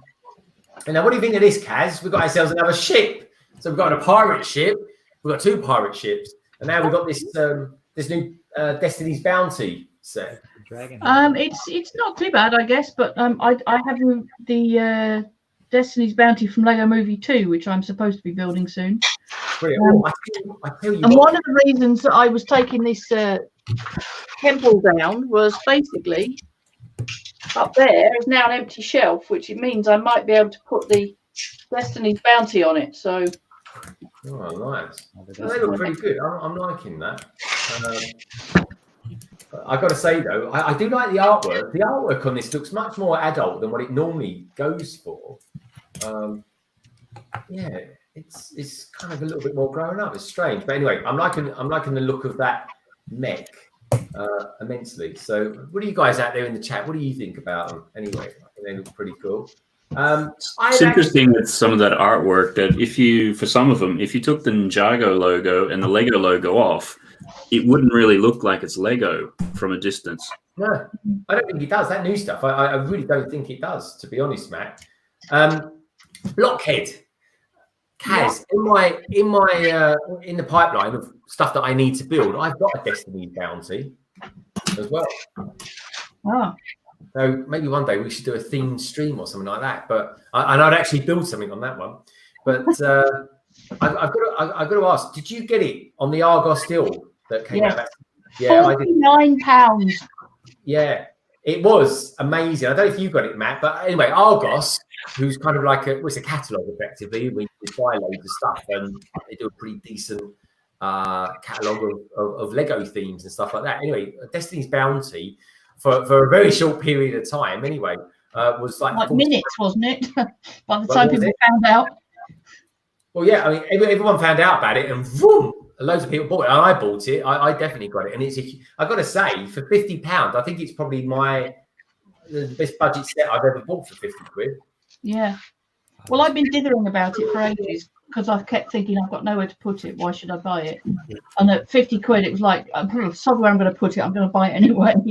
But Brixo Studios said I tried to get that, but just missed out by a hair. You must be very close to getting that, my friend. Buttshop says, but the set is made easily switch from island to boat. Yeah, that's true. I think Buttshop's talking about the new Barracuda Bay. So I have an important announcement. Oh, you have an important. There we go. Sorry. Let's pop you on solo. Lego. I might not have much to show. So I was just informed that the Pallas cats of the Ark of the North Zoo, which I mentioned earlier, have actually gotten kittens this year, very recently. And they're doing a permanent, well, maybe not permanent, but they're currently doing a live stream from the habitat, a sleeping area of the Pallas cats, which I linked to Greg so he could actually show us. Are the Pallas cats asleep right now? Bet they are. Yes, of course. But they're still very cute. I'm sure. And if you follow, you might see some cats move around. Ooh, cat action! Yay! That was related to cats. So if Greg actually finds the link I've sent him, then he could show that on his screen share. How did you send it to me? Did you put it in the private? Yes. Okay. Of course. I'm just putting something in the chat about your stream. Are you kicking off at 7 a.m. your time or 7 a.m. someone else's time? 7 a.m. BST, yes. So UK time. Man, for 24 hours. Eden Brick Films is in the house, everybody. Anyway, let's pop over to this. So, let's copy that. Let's pop that in there. Hello, PD Brick Films. All right, this is live. Oh, that's impressive. Oh, we've got a nice little treat coming up, folks. So let's just get you out of there. And then what we'll do is I'll do this. And that's what we can do for the rest of the stream. We'll just watch that. Well, if all else fails, there it is. Yeah, just forward your link to this. Oh, man, that is cute. Aww. Let's go. We can join in and watch on this link here. Watch the Pallas kittens. That's a Pallas cat, and it has some kittens underneath it somewhere. And the internet and cat videos. Oh, yeah. And your problem is? I wasn't saying it either way. Very cute. Does it? Do you know how many of the litter there are? I'm not sure how many they got. I haven't heard. They probably specified it somewhere. Actually, her eye's opening a little bit. Look, her left eye is opening very slowly. Yeah. That's spooky. That's freaking me out a little bit. You can see outside as well, which is quite cool. They've just angled the camera so you can see outside. Greg, sometimes my cat sleeps with her eyes wide open, both of them, and it's really creepy. Oh, that is weird. But You kind of put your fingers up to it as well, like just to see if it moves or anything. You can put your fingers in front of her face when her eyes are open. Nothing happens. It's really creepy. Wow, that's pretty. I think they have like 2 sets of eyelids. They have like outer eyelids and they have inner eyelids. So I think Vulcans have those, don't they, Matt? I think that's how that works anyways. So, Legolomaniac, have you been kind of in training or something like that to kind of build up your endurance for the 24-hour stream? Nah, I figured last time went fine, so it'll be fine again, right? All right. Make sure you get a good night's sleep the night before, my friend. That's for sure. Yeah, luckily Friday is a holiday here, so I'll at least have some preparation time. I'll be also preparing lunch beforehand, so I'll just have like a lunch, like a with me in my lunchbox, so I don't have to leave the stream. So I'll just eat next to this while building. I'll have some Monster energy drinks prepared for the last stretch during the night. Monster, dreadful. And I also have to make sure I have some stuff to ease my throat, basically, since I will be talking for 24 hours. So I will have to make sure not to strain my voice too much, and have some actually lemon juice type drinks, lemony drinks that will lubricate the throat will help. Yeah, you're going to need that, because I'll tell you what, I remember probably 8 months ago when I kind of thought, I'm going to do a 24-hour, I'm not going to do a 24-hour stream, but I'm going to do a stream with Greg from GJ Bricks. He's based in Australia. And I said to Kaz, Kaz, give me a tip.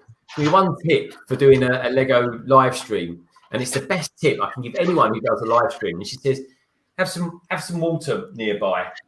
And I'll tell you what, Kaz, I always do that. It's warm water with honey in it. Because normally speaking, after about 3 or 4 hours of streaming, my voice does get rather raspy, I've got to say. Cheers. There we go. Oh, you got a Lego cup. That's so not fair. And it's a Lego house cup as well. See, that's going off, Kay. Very nice. I like it. You got it, flaunt it, eh? Well, this is true. If you got it, flaunt it. You know the score. Mine's a dragon. I love it. I have a dragon on mine. Oh, I've got another one here. Come on, let's take a look at this thing. Let's have a look at. Let's have some mug shots of people. It says best friends, and it's got a little dragon and a little bunny. Sorry for the reflection. Oh, that's cute. And inside, I think it has a little picture as well. If you're drinking your coffee, then you can see that it has a little picture inside as well. That's good art. I like it. How about you, Mike? Have you got a mug? Nah, it's just a beer glass. It contains water. No beer though. It's water. I only drink water inside, but it doesn't have. It's some text from some beer brand. That reminds me, I've got a beer in the fridge. Steady case. You'll be there in a minute. I promise. Beer and pizza, everybody. It's beer o'clock. I gotta put it. It's a meal. It's a meal. It's a full, well balanced dietary meal.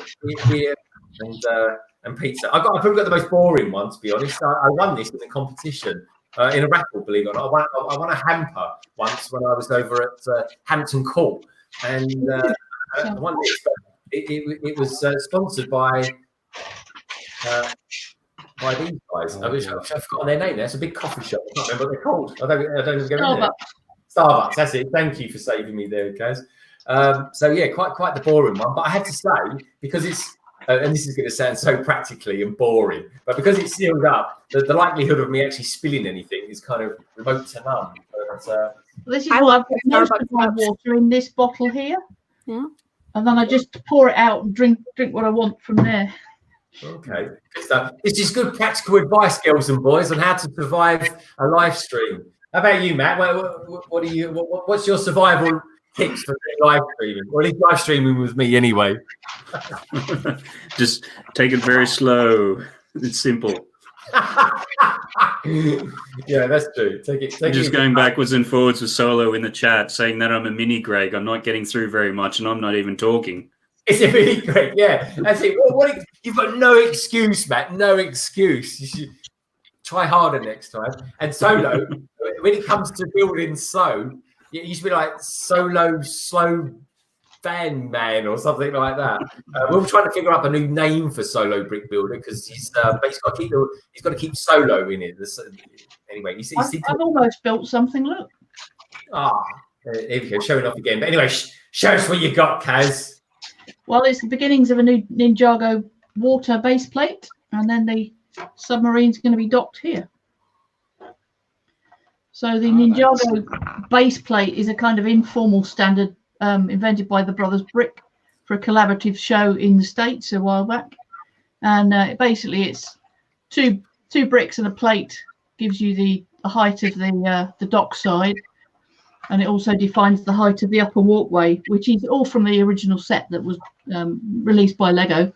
But 3 studs at the back and 8 studs at the front, and that's a straight one. So basically you can then join them up to all the others, and by using the standard myself, that's how I've put together my Ninjago district, the whole thing, so everything's consistent and all the walkways join up in the right places.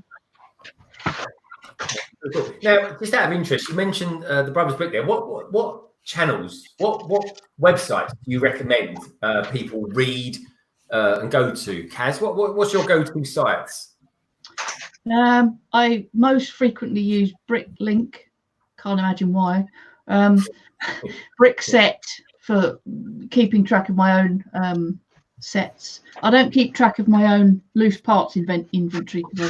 I tried that one. No. I mean, sets, yes, I'll do that, but the loose parts, no. And then I don't read that many more actually. Sometimes the Brothers Brick. I'm usually sort of going to various sites which I find as links from somewhere like Twitter, so I don't check everything religiously every time. It just depends what's been recommended, if you like. Yeah, I like that. And what about you, Sarah? What websites do you go to? Where do you go to read up on news or stuff like that, or where you're going to find out stuff about Lego? Where do you go? I actually have a really nice trick for that, and that is that I don't read the news, but my partner Mike reads the news like constantly all day long. So if there's something interesting, he kind of like lets me know, and I get to read whatever I want to read, but I don't actually have to look for it. Oh, I love it. So he'll be like, "Here's the new set," and I'll be like, "Oh, cool! Let me look at this." So Mike filters stuff for you. I'm liking it. Well, I'm more so like I track more so like sorting stuff. I like BrickLink a lot, and I do catalog my pieces sometimes. Sometimes I'll go through a random big bag of random parts, and I will actually sit there and catalog the random parts. So I don't so much read news, but I like the BrickLink and the Rebrickable just as a resource. Yeah, very cool. There's a good price compare site in the Netherlands that actually tracks all the different toy stores. Yeah, and Brickwatch. Amazon. Yeah, Brickwatch. Brickwatch is really helpful. So it's mostly Brickset and Brickwatch that I check, and then YouTube, of course. We tend to check.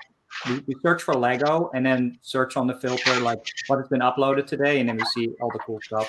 But Brickwatch is really nice though, because that helps you buy stuff and it can watch all the things that you're interested in. And as soon as there's a price, it can email you and be like, "Hey, there's a sale on this Lego set," and it tells you where to buy it at, like a store or Amazon or whatever. So it's really nice. Yeah, we got something like that for all you girls and boys out there in the UK. There's a really good app that I use called Hot UK Deals. In fact, it's so good that the other day, when they were talking about the Lego exclusives that came on the market, the Villain House, that came on, and I would say that was half an hour before any of the Lego press got hold of it and put it out there. So that's the only reason I managed to get hold of one. And like I said, I wonder if the Lego press themselves were basically busy buying first for themselves before they told everybody else.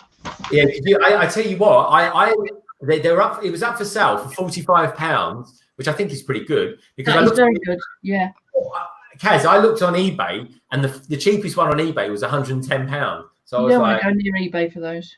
yeah. That's So the dreaded eBay.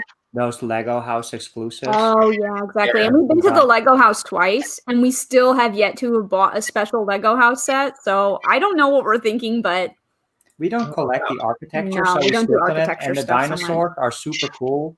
But when we were there last year, that was like 800 kroner. That was like 70 pounds or something. We thought it was a little bit too much. Yeah. a little too expensive. So they're Yeah, really they are cool. expensive, but do you know what? If you do ever go to the Lego house, obviously you've been there twice. I want to go there next year.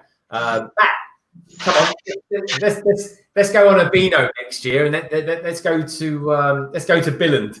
I really Yeah. want to I because meant to when I was- go at this in May, but obviously that's not happening now, so a bit frustrating. yeah, we were supposed to go to Korea and that got canceled as well. So it really sucks having all your travel plans completely. Yeah, I was meant to go to Turkey, and well, that never happened. So there we go. I think everyone's been affected by all this lockdown, and one of the good things about doing this stream with all you fine people out there in the panel is that one out there in the chat, you know, it kind of makes us feel like, okay, we're all going to be indoors or maybe go out for the odd little bit of exercise, but at least we're kind of doing something we all love together.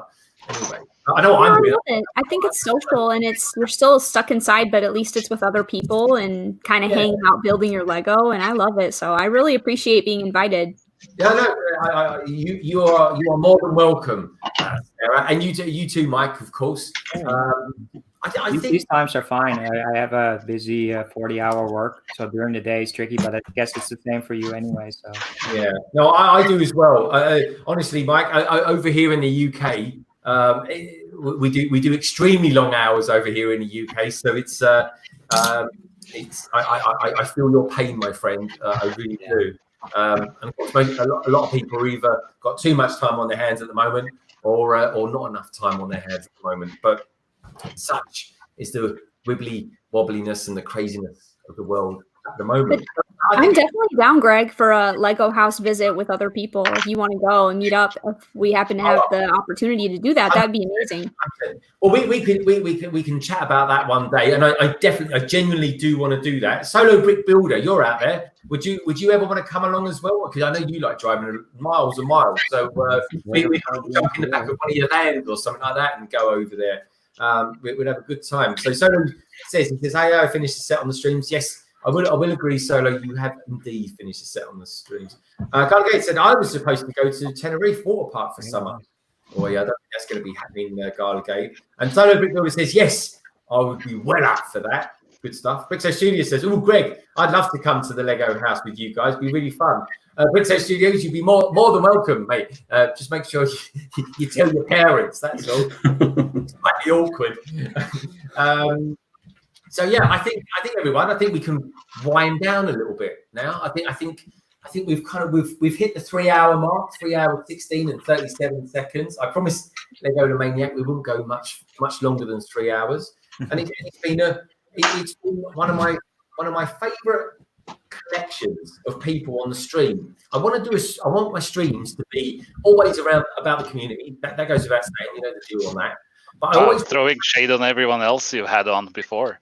Well, no, but you see, the thing is, I want it to be a good mixture of people, because we're all, we're all different people from different backgrounds and stuff like that. And I kind of want to always try and have some Europeans, some Americans, some Brits, and all that kind of stuff. And I love having Kaz on, because let's face it, everyone, Kaz has got a fantastic collection.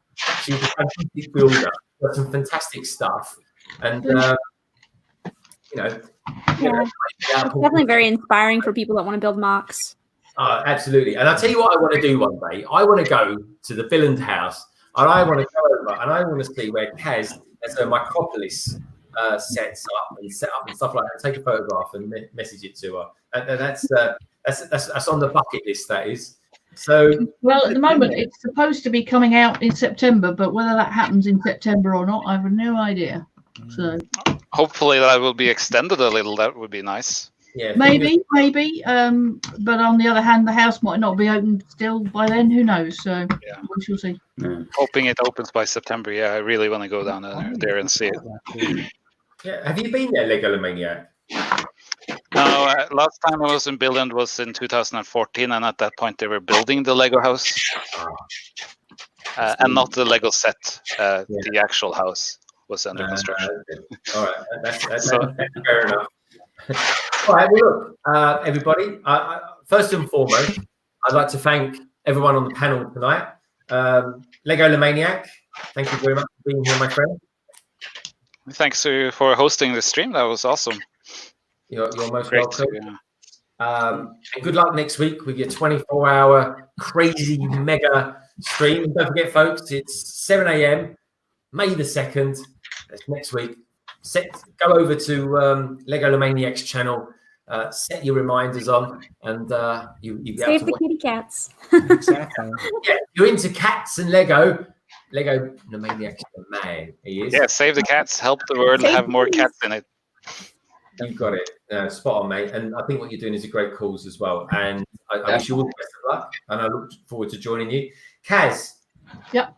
Thank you so much for coming along. It's been great having you here. Yeah, what's coming up on your channel this week? Anything? You got a Micropolis building coming up? I've got another habitat video for Monday. Beyond that, I don't tend to edit mine very far in advance. I've got a few things in the queue, but you may well see another Micropolis and some more Ninjago soon as well. Very good stuff. Oh, lucky that. Oh, and there's some 3 GBC modules I have to film yet as well, so they'll be coming at some point. What's that? A GBC? What's that? Great ball contraption. Ah, okay. We'll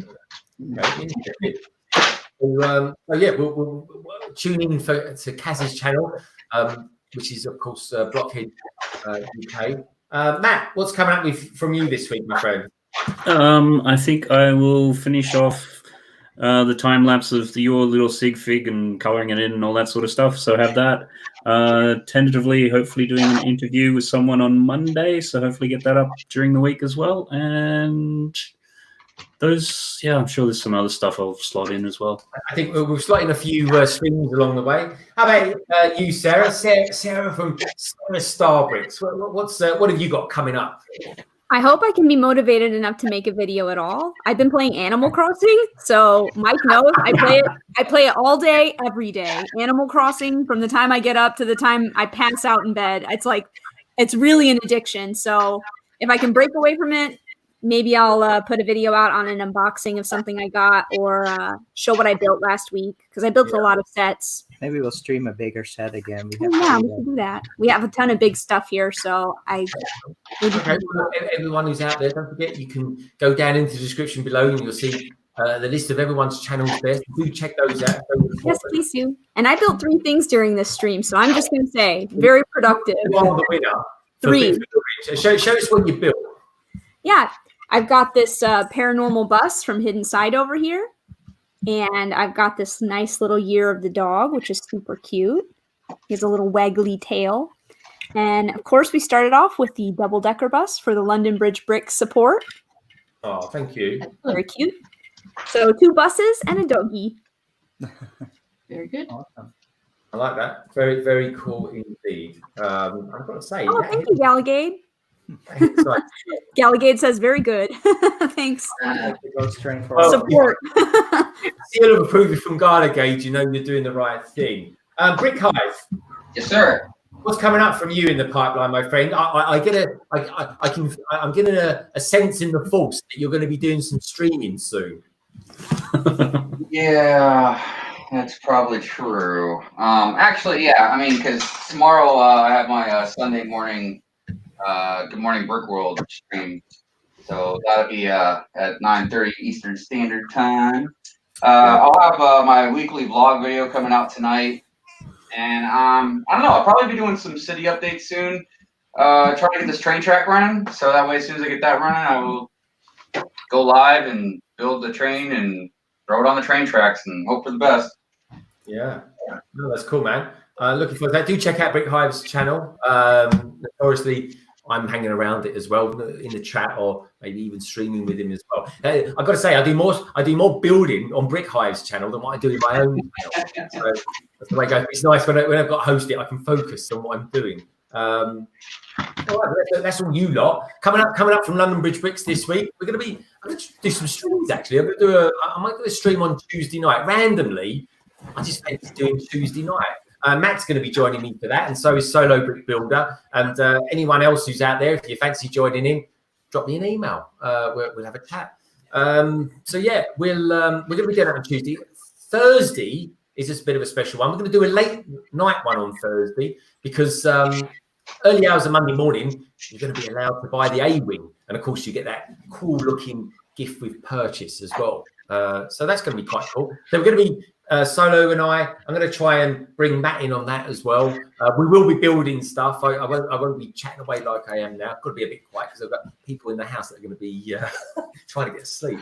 So that's what we're going to be doing. So Tuesday, Thursday, I think Friday we'll probably do something as well. Saturday, of course, I'll be streaming with LEGOLAMANIAC himself. I'm on for a couple of hours between 5 and 7 in the evening UK time, BST and all that. So yeah, and in between that, doing stuff as well. So watch out for some video. I've got a long Reg TIE Fighter video coming out quite soon, maybe even tomorrow. Depends what happens for some dinner and stuff like that, and if I've got time left in the evening to do video editing. Because I will say, I think everyone agrees with me, the slowest part about doing anything isn't the Lego building, it's the video editing that goes into it. It's the brain of everybody's lives, it really is. But look, guys, everyone out in the chat, thank you so much for joining us.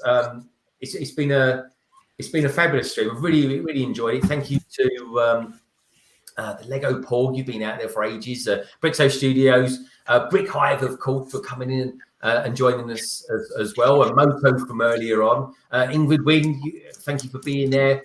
Buttchop, you're the man. Thank you so much. You've been here from practically the beginning. Brett's Bricks. We've got Doc Sampson in the house. I saw you a little bit earlier on, Doc Sampson. Thank you so much.